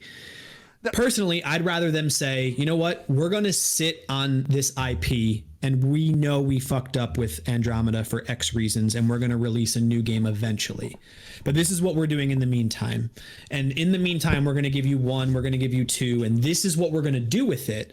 I'm going to give you new storylines. I'm going to give you new cutscenes. I'm going to give you all of this. I'm going to give you new combat because Mass Effect 1's combat was sluggish in comparison to 3. Personally, as a fan of the franchise, I would align with that decision versus them giving me another Mass Effect that has no context whatsoever. You're just giving me an IP name, right? Because Shepard's story's already ended, right? So my love for the franchise is already gone if I love the character set. So you're going to give me the same IP name but new characters and hope that I jive with it. Well, why not make me love you a little bit for giving me this story that I loved? And I'm much more likely to jump on your IP name with new characters. Personally, that's mostly the point of the remaster thing. It's a way to gauge interest in certain series and IPs, right? Like it's a way for you release like remasters of certain games, and it gives the publishers a way of like gauging interest in like, oh, do we make a new one of these? Yeah. At the same time as, you know, re-dipping their hand into that pool of like of fans. Yeah. Yeah. You're right. I mean, if you think about how much exposure different games get when a remaster comes out, like the Twitch directory blows up. Yeah, Crash right? Bandicoot was actually kind of a big one, which is weird. Yeah. Yeah. Yeah, but then you think about those that pour their time into that directory before that happens. Like that's a natural trickle down effect for those streamers that have poured their time into that directory. They get benefit from that, right? They get that direct benefit if you've created a loyal following around that game and then that game gets picked up for a remaster. It's the same way that when a sequel gets announced and Felix plays the original, Felix always gets more viewers playing the original if he plays it off of the tail ending, you know, of a sequel being announced, because people are now tuning in Watch for Dogs, the original game. Watch Dogs was amazing. Right? Watch Dogs is a great example Watch of Dogs that. 2 was announced. Okay, Watch Dogs 2 is coming out. Dogs, I'm interested in 2. What's going on with 1? Oh shit, Felix is the top of Watch Dogs 1 because he's been playing it. Fuck, I'm going to click on him because he's the top of the list. And now Felix is now getting more viewers because he decided to play a game that he loves, and just so happened that a sequel's coming out for it, right? Yeah, now is a good time to be playing any Assassin's Creed game. To kind of hone in on your point, Locke, about the Mass Effect, but like, you know, if we were imagining a sequel to come out, or not a sequel, but a remake to come out, I think what these games can learn from the Final Fantasy VII remake is that taking big risks, if done properly, with a large touchstone into what made the original game great, can pay off in huge dividends.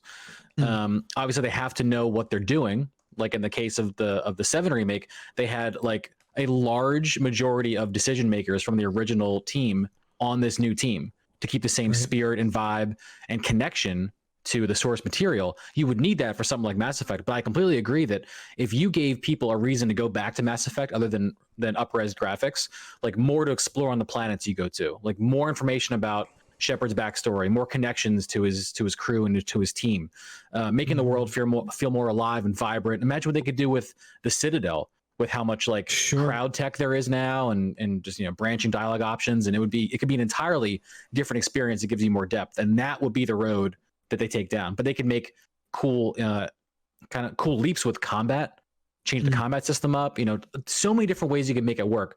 But in order to make it work and make it work really well, they have to know why people play the original. Yeah, and EA's not smart enough for that, so that will never happen. I thought Shepard was there's a woman. 0% chance that they'll give us a great Mass Effect 1 remaster. I didn't play it, but I thought Now, Shepard wasn't a speaking woman. of EA though, Trip and I have a shared love for The Sims. I really want to see The Sims on the true. Switch. Switch Sims on the Switch is like a no-brainer.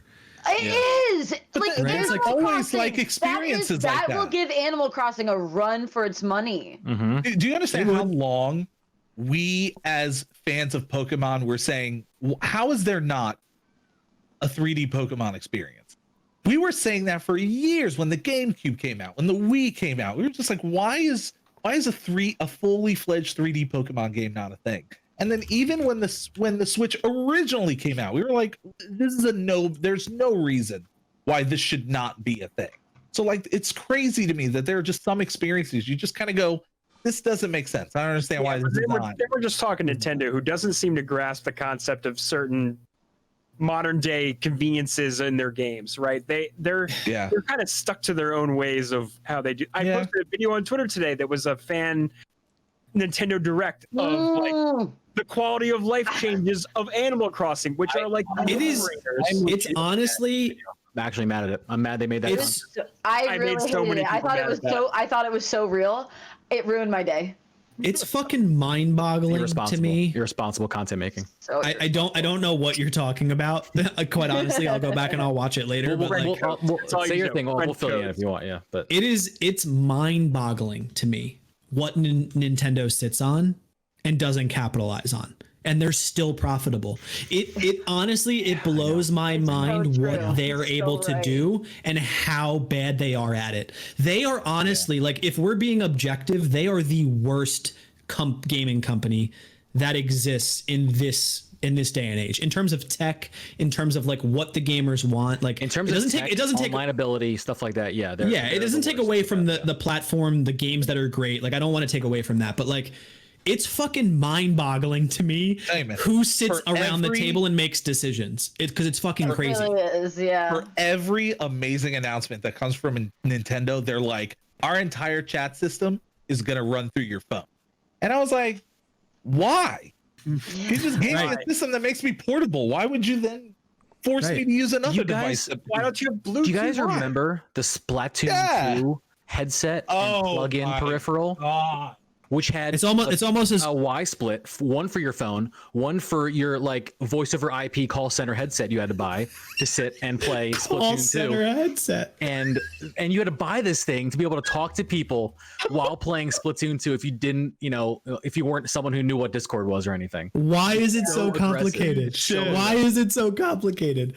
Like, it's 2018, Just dude. This is anything that has Splatoon to 2. do with internet is Christ. barbaric. Anything that has to do with internet. If you play Animal Crossing, if you want to fly to your friend's island, you better carve an extra 5 minutes out of your whatever playtime you have. But it's even worse when like there's this exploited market called the turnip stock market, whatever. And if you Stonks. decide, yeah. So when there's 8 people on an island and 2 people are trying to fly out while 3 people are flying in, you're standing in one spot for a solid 25 minutes. I wish I was exaggerating until you are moving So anywhere. Yeah. But it's crazy. This happens every generation. Like, I remember having the when Microsoft showed me what the Xbox One original menu layout was, coming from the 360 menu layout, and going, why would you do this? Why would you change it? Sure. It slowed that system down so much, having to navigate. They spent years having to redesign it. I was just like, But Diamond, why? TV DVR, dude. TV DVR, bro. Hey, Dude, I need to be able to plug in my cable Have box it. so I can watch TV. Dude, you got the input for your fucking antenna, dude. That's why the menu exists. I got the input for my. That shit was not. I'm glad I put a innovative. They didn't limiter think on you, streaming Locke. services were going to take off. Listen, man. Don't hate that I leaned in.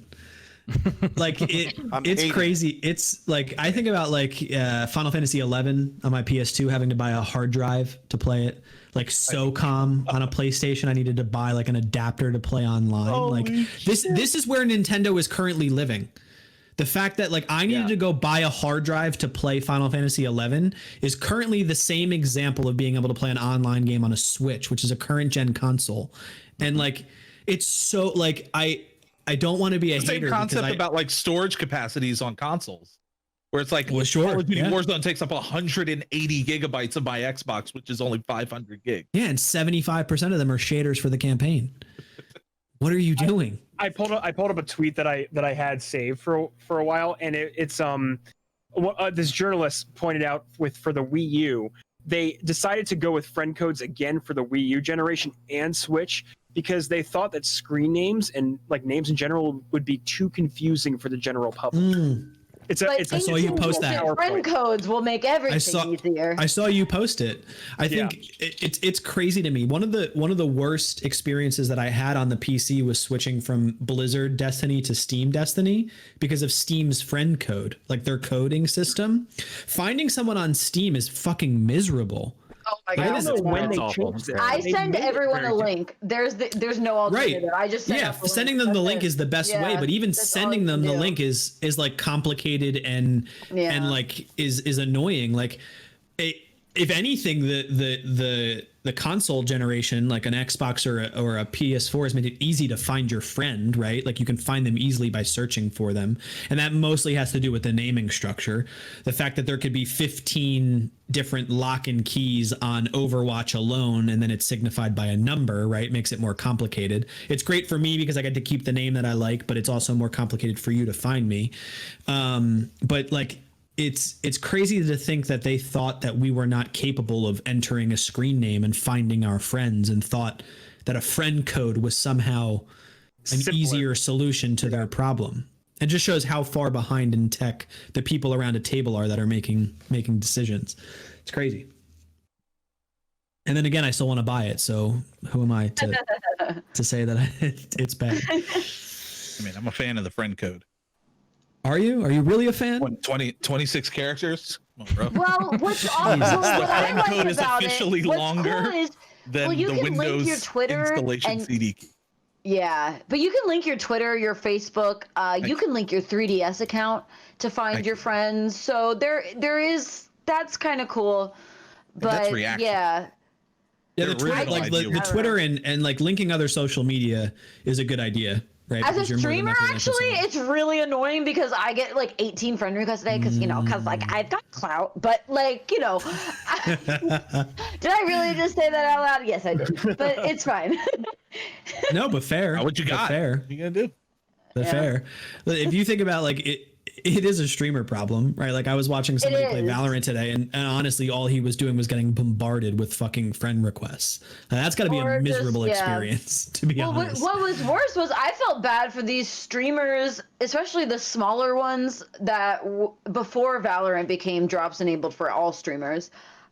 These streamers who were streaming Valorant and they're like, I have this great view count right now and everyone's watching me and I feel so good. But then they look at their chat and they're like, I want a key. Where's my key? I'm leaving. It's been 2 minutes. I don't have a it's such drop. an interesting like And culture like shift. that's The gotta problem. be the most like the biggest kick in the gut for a content creator, Sure. where it's like I got this really cool sponsorship opportunity and I'm being used for a key.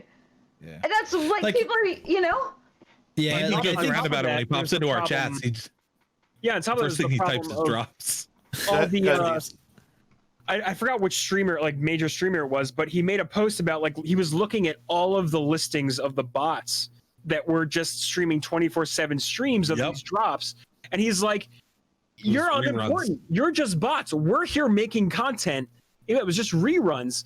And he was getting like really frustrated with the fact that these bots So, were just streaming yeah. these streams when they were Well- trying to actually put legitimate content out. Someone that I stream Valorant with actually told me that there is a statistical system to it. You have to have a minimum of 50 viewers, and the drops only come once every like 2 to 3 hours. But there is a minimum viewership requirement. Like there's a lot of unspoken things, but I think it's on Reddit. Yeah, and that's misleading for Basically- people with lower viewership. No, that's the thing. It's part of their skeevy, scummy marketing strategy.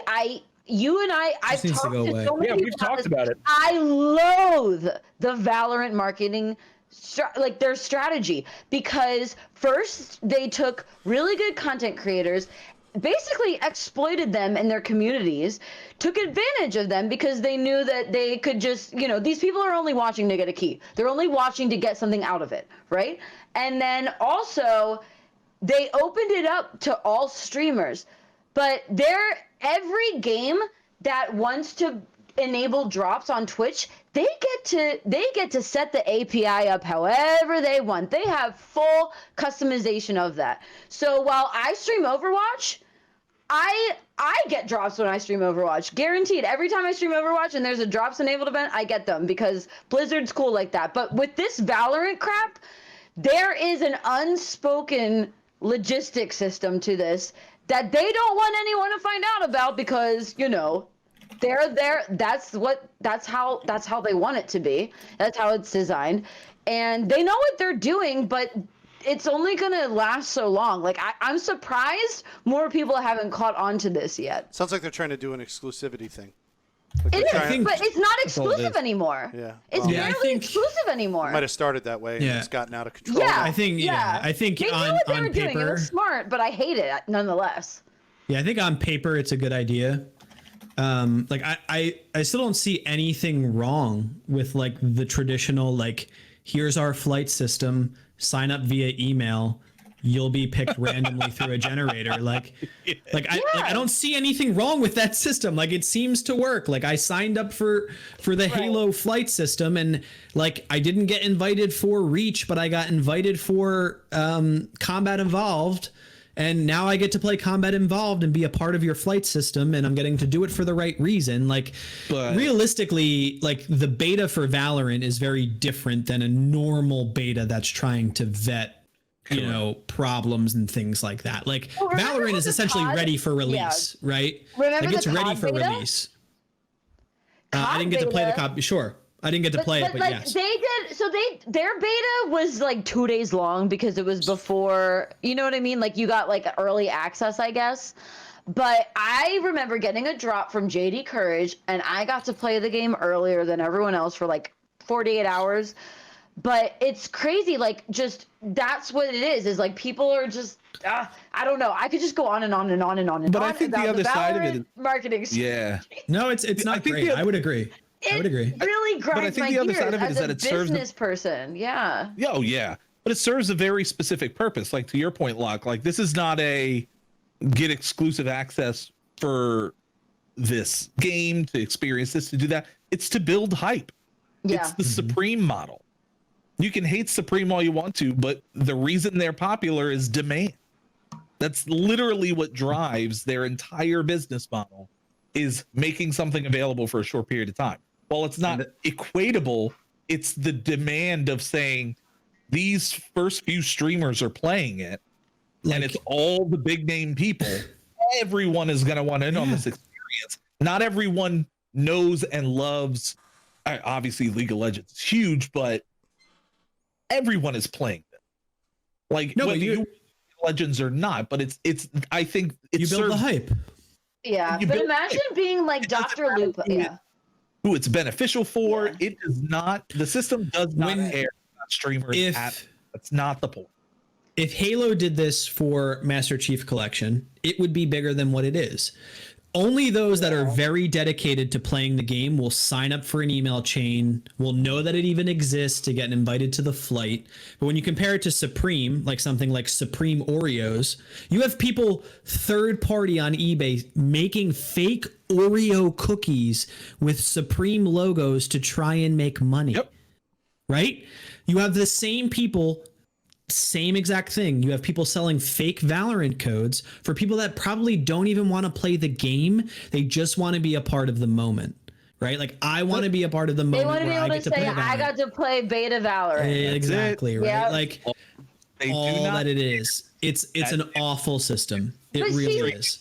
As It someone really is. like, if I were someone like Dr. Lupo and, or like, okay, I don't want to like single any particular streamer out. Let's say I was some big streamer, and I had a really awesome community that I valued really highly. And I know Dr. Lupo has a really great community that he adores and cherishes. And like King Goth, you know, every streamer values their community in some regard. But if imagine these streamers who have people in chat saying things like, yeah, I've been watching for 2 minutes ever and I just got a Valorant key. And then some guy that's got like a 15-month sub on the channel who's been lurking him since the first time he went live streaming Valorant still doesn't have a key. Like, I just feel like, I don't know. I just feel like there's a lot. No, There's something frustrating. it's a good point. Like if you think about like take someone as big as Summit, right? Kind of a deal, yeah. Like take someone as big as Summit, right? Averages playing Sea of Thieves, right? Playing Sea of fucking Thieves, this man gets 40 to 50K viewers. Playing a game where he sails across the ocean, he gets 50,000 people watching him. Firing cannonballs at right. rock. So he goes up to 200K. 200,000 people are watching him play the Valorant beta. First of all, it's got to feel great. Like in some regard, that's got to feel amazing, right?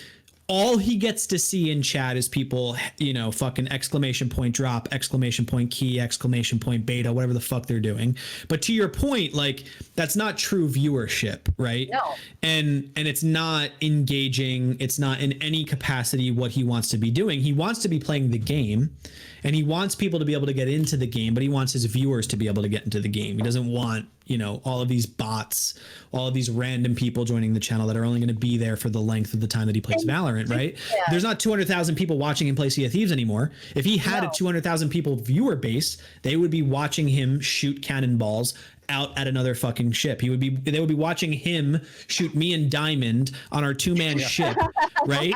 Yeah. And they're not doing that, right? He's down to his normal viewership. So Twitch really needs to look inward, which they won't do.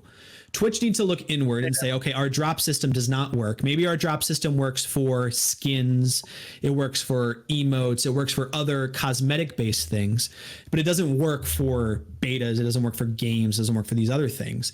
But they won't, because all it did was drive viewership, which drove sponsorship, which drove income and money. So they won't. So but I would agree. I guess that's my point. It's like, so then what then is the definition that the drop system didn't work?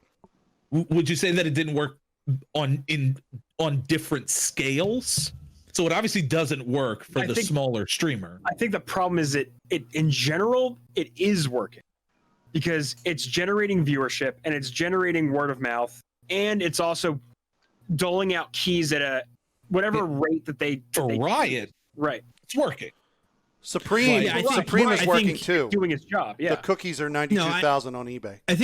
I think Valorant, quite honestly, is an anomaly. I think we would need to see an example post Valorant, because Valorant already had a ton of hype prior to Twitch drops. Like, if we're being honest, like us as a community were excited for it before we knew Twitch drops were the way that you were going to get into the beta. Like, we were talking about it for months, right? So if you take that against every community, every gamer that was excited for this game, well, then Twitch drops just amplified that. And then all those that just watched Twitch to be a part of the hype then bought into it, right? So I think Twitch drops works. I think we need a good example following Valorant to see if the model is sustainable, because there's not many people turning into Warframe streams to get the Warframe skin, right? There's not a lot of people doing it for the Overwatch skin, right? Like, that's not why people tune into those games. So I think that model may work. While it didn't work for a beta like this, they could change it for future betas if they decide to do it this way.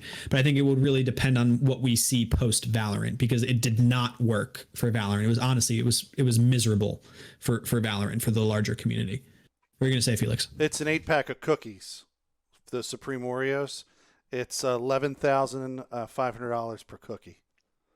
That's Shut the front door. because it was $92,000 for a Supreme pack of Oreos on eBay. That you're just gonna eat and, you know. I wouldn't eat them. I would get them and put them in a closet.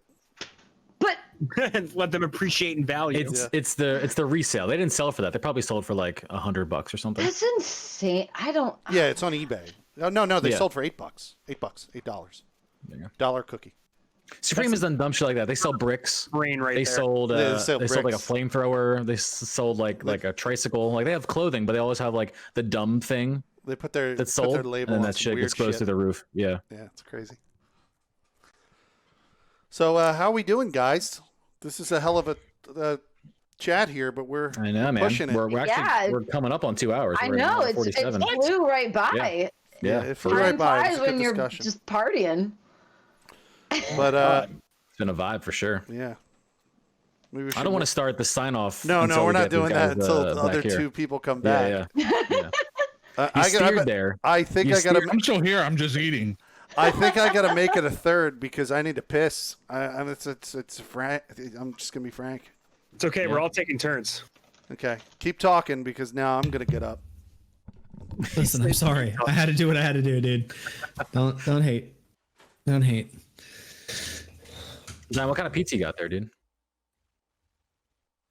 Pizza. Pizza. It's 4 cheese with Fiji fire sauce. Hell yeah. I love Dude, living hot ones. vicariously through people's foods right now. I've been good with making food, but I haven't had anything prepped this week, so I had to have ice cream for dinner. So maybe tomorrow I can get my Jesus. life together. Here's the just started- here's the we question. just- Living the dream, man. My editing structure is on point, Wait, and so I think you and I while we're all playing, to have a musical talk about- chairs. bringing our project. I've been the thinking a lot forefront. about a project. I Dude. think it might need a little bit of a shift in focus because, Mhm. or maybe not. I mean, maybe we just rip on Destiny instead of talking about like. I'm still waiting for the invite. Please do it. Just rip the Band-Aid off. Yeah. I've been waiting to eat a fucking hot dog and talk about Well, I don't Crucible. want to name names, but there were locations that would not respond to. I'm not saying it's your fault. I'm just saying I'm ready and I'm there. I'm ready too, dude. I'm very ready. I think this concept could slap. I've been watching a lot of I'm ready. Bourdain too, and I'm like, you know what? Oh, dude, it's so good. Are you coming around to my? Are you coming around to To your what? my way of thinking? About That was what? my original thought. Was Bourdain. Bourdain? Dude, I've been on the Bourdain Yeah. wave. Dude, he's. We could fuck, Bourdain man, the I miss fuck that out of man. him. Just I saying. miss that man, dude. I know it's real sad. So Motherfucker, Amy, dude. Amy got me a gift for my birthday. I do not cry very often. She got me danger close to it. She got me Anthony Bourdain's his personal cookbook, Oh wow, dude. which I was like, she almost got me. It was close. That's a good gift. I didn't. Yeah, that's a really good gift. I might have to look into that because my husband's a big chef too. I just man, I watched his Beirut episode yesterday. That's what I'd never seen. I somehow skipped it. I own the season too. But man, just the way he like talks about how dangerous that city is, but like he makes you want to go there and how it walks the fine line of like, you know, Western culture versus the super traditional Muslim lifestyle, and just the way he like gathers around an essence Yeah. of the place he's visiting and shows you all the edges. And He then also the has editing- this like subjective like view and appreciation of every culture. Like he just like, you know what I mean? Like he throws all bias out the window. Like when you know, if you've ever been in like a Facebook group for like food cultures where it's like, oh, I could never eat that. You know, like there's so much like gross bias out there in like the food world, and yeah, he's you such have to have a like kind of like yeah. a pure Yeah, he did. open mind to be able to experience this stuff. Anthony, and Anthony- he had that. Yeah. Anthony Bourdain understood that you as a viewer were never going to travel to Vietnam. Yeah. But he also knew that that does not mean that Vietnam does not have something of value for you as a person. Right. I watched the episode where he went into the jungles of Vietnam and they were cooking up something called blood soup. And I was like, that sounds disgusting. They literally kill a chicken. They all the blood comes out and then they put it in a big old pot and then they squirt, it's like limes and other citrus fruits, and they stir it for 6 hours. And that is the broth they use. Wow. And he ate it and said it's one of the best things I've ever tasted, so that it doesn't coagulate and thicken. And I was like, yeah. what why?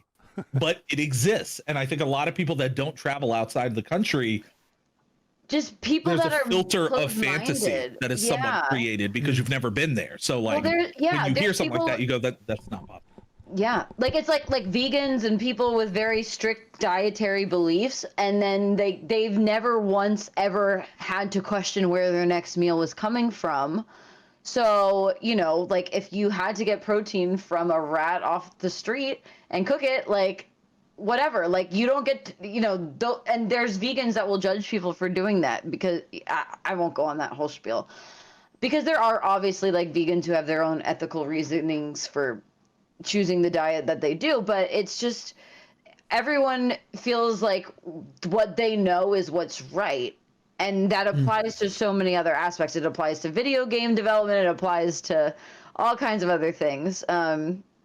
Like we could talk about the Escape from Tarkov and their development decision about not including girls in the game because that's not, you know, like if we want to stay on topic of video games, but it's just I don't know. There are no girls in the game. You can't. There are no female Only models. vendors. It's not Only realistic vendors. because girl, like Russian, yeah.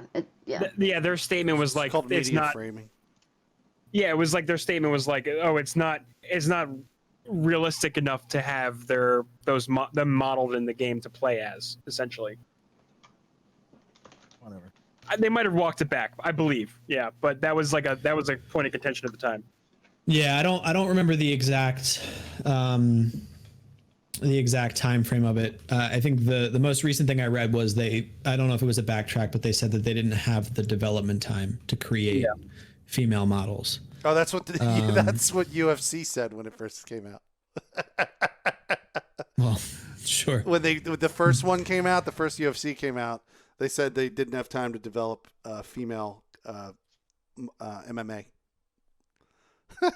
They didn't have enough time to find No time. enough, There's no time. There's just how do The people have second time in game this world had for them. The things? second game had them, but in the first game they yeah, said, we have an abundance of time right now during quarantine. Not enough time normally. So much time now, dude. Like Assassin's Creed at one point was like, we just don't know how to animate female yeah, that's what they said. models. Yeah, But we can That was- animate, you know, the guy that boned. that was like years ago. Yeah. Oh, I was gonna say, I know we're not talking about Odyssey. No, No, definitely not. No, this is like No, 20. this is old. I was Yeah. gonna say, definitely not recent. no. games. Odyssey was criticized for forcing people into a heteronormative relationship Normative. in their Yes. DLC. And Yeah. their DSD. So you played the whole game and you chose to play the character as not heteronormative, and then you got into the DLC and they said, "Oh, now you're in a heteronormative relationship." Too bad. No It's choice. funny. All these Very games are progressive. there's always some criticism to be had with anything, right? It'll never. That be shit's perfect. already started. They said with Valhalla, they announced that you could choose male or female, and they're like, "Well, in Viking culture, the females were not warriors." And I was like, "This, I haven't even seen gameplay for this thing yet." And Kotaku, they're already uh, a problem. It was either Uh, Polygon. actually- Also, have you seen the Vikings TV show? Because Yeah. you would absolutely know that there were shield maidens. So let's be honest here. But Are you I really love- just mad because you're a troll, or like, culture, guys. Was it Kotaku or was it Polygon's article who were responding to that? And they immediately, I've never seen like a professional article write, somebody's making this argument again, and it is total bullshit, is the title of the article. Yeah. I loved it. man, I loved it. it's the problem with the internet. They're like, man. there are no women on the field when the Vikings play, so I don't understand what the problem is here. I watch the Vikings every Makes week, sense. bro. I don't see a single one. What are you talking about? I don't see a single woman on the field. Vikings Not play one, every not Sunday. one woman in Minnesota. Not a single one.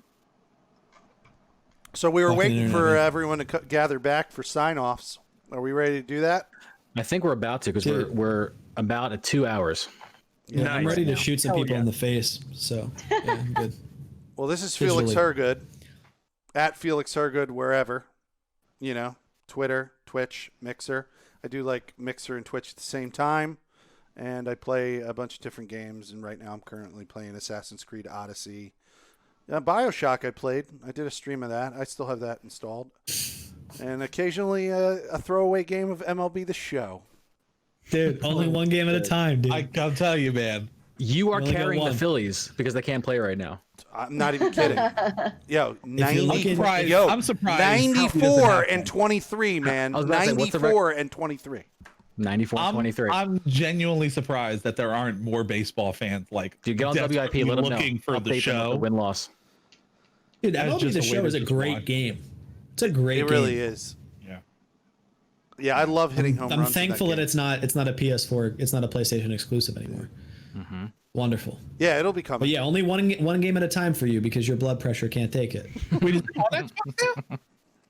What's that? It's coming. It's coming 2022. to it. 2022, yeah. MLB announced that it's no longer exclusive to PlayStation. So any game they release, which the show will continue to be the franchise, won't be a PlayStation exclusive anymore. So we'll see. Because Xbox before had some weird backyard baseball fucking Remember clone. the It was 2K. Yeah, it was the 2K. Yeah, they had 2K8, which was lit, and then that was it. Yeah. 2K8 had adaptive commentary. It was fucking baller. Hmm. And they couldn't do it anymore because MLB. What's Trip adaptive Zero, where can we find commentary? you? Wait, sorry. Never mind. Come on, Go dude. Trip. Really? Go Trip. Go Google Trip. it, Go dude. Trip. Go Trip. Fucking Go Trip. This is Trip Zero. You guys can find me on mixer.com/Trip0TV. My stream schedule is kind of up in the air right now because I just started a new job and we're in training and we don't have set schedules. So that's going to be a kind of amorphous situation. So what you want to do is follow me on Twitter because I'm always on Twitter and I'm always talking about what's going on. It's the same thing, Trip0TV. When I last streamed on Monday, we were in the middle of Final Fantasy VII, the original. We went to that right after the remake. So come through whenever that happens next if you want spoilers for the remake part 2 because they're in abundance on my stream exclusively. Yeah, I'll be going with more fun stuff after that because everyone knows Destiny's dead. So catch me Destiny. there. Rip. Dude, Destiny. you're not. Hold on. Hey, You're not ready. You're not ready. you're dude. not ready. Dude, I'm not ready for September is gonna come. Luke said. Luke's gonna come in said- September, and he's gonna open up your wallet, and he's gonna fucking take your money out of it. You are Luke not- said you're not fucking you're not ready. Right on that inner Not fucking forearm. ready. And Gathalion Dude, said, I heard almost that shit before. want to be so fucking spiteful. Like I'm almost prepared enough to be so spiteful that I won't do it, just because I want to fucking get in an argument over Twitter with them. That I won't pay them I won't give them my money. Let me make my popcorn, and I will watch. God, I've tried so many times. They don't engage me. I'm gonna try harder. Neo, where can we find you? Find me at Neo Yoshi on Twitch and Neo_Yoshi on Twitter. Streaming all the time now. It's what I do. Go to the Emerging Gamer podcast and on YouTube and find our spoiler cast of the remake, Final Fantasy VII remake. We just True. posted that this past week on there. Check out Pause Your Game, a place that I like to stream with as well. This past weekend, we raised a lot of money for them. It was a really good cause and a really good weekend of streaming for Pause Your Game. Oh, awesome. Yeah, it was a really good time. I had a lot of fun doing that. I have yet to wax my chest and get my head cut You better. for the stream. I- So that I is donated to the cause so I would see that's all of those happening this things. weekend. That's happening this weekend. what's happening. I was Yeah, very confused for a couple seconds. it was. He one had, of the he had milestones. some donation markers. He had some donation Yeah, markers. he really Yeah. gave no background to that at all. He just I Yeah, did- so one of them was Say, get my head cut. I've never. yeah, I'm he's getting my he's getting a head cut haircut. and my chest waxed. I've also never heard my head cut. That's all he I gotta said. Get my head cut. Head cut. his hairs. Head cut? His hairs are getting cut. These and his his, hairs like this. His chest hair is being pulled. This and all this. This is Well, happening. no one's had a haircut in a while, so he's just benefiting from this. To be honest, I his honestly, I chest, need it. however, is gonna hurt. It's gonna hurt. God, I'm so Yeah. scared. I'm so Diamond excited. Jab. Where can we find you? You can find me everywhere. Twitter, Instagram, twitch.tv/Diamond Jab. You can find me on YouTube as well. I stream Monday, Tuesday, Thursday, Friday. I got Sea of Thieves with you and a couple friends tomorrow night.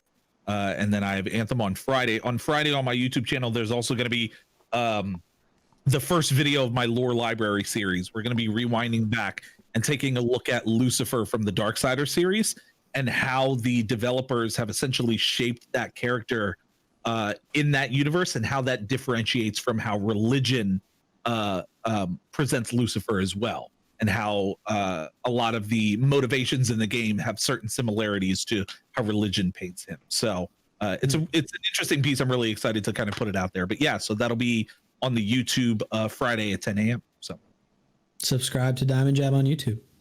Nice. Do it. Esdras, where can we find you? You can find me on Twitch and Twitter at SRiz. You can also find me on the Pause Your Game Twitch channel. It's actually pauseyourgame.org. And like I said earlier in the show, Thursday, May 21st at 7:30 p.m., we are debuting our very own podcast called The Barking Lot. We're going to be talking about all things animal rescue and how the gaming population might just be able to put an end to unnecessary euthanasia in kill shelters across the nation. So please be sure to tune in. We're going to also be doing some really cool giveaways on our Twitter account, which is @PauseYourGame. We may just be giving a copy of we're giving away a copy of Animal Crossing, possibly. We're also going to be giving away an $100 gift card to any platform eShop of your choice. So that's Nintendo, PlayStation, Xbox, or Steam. And we like giving cool stuff away. So definitely subscribe to all that stuff. And you'll learn a thing or two. I'm really excited to be involved with this cause, and I'm really happy that you guys are on board with us as well. So thank you guys. Yeah, absolutely. And is that iTunes? We could check out the podcast on iTunes. So we are definitely planning on uploading it to Apple Podcasts, Spotify. We will be uploading the VODs to YouTube as well, to the Pause Your Game YouTube channel. So be on the lookout for that. But like I said, our Twitter channel is where we'll be posting all those updates. So yeah. Cool. Awesome. This is Lock and Key signing off. The only thing I got for you is Twitter. You can find me there yelling at somebody normally. Damage.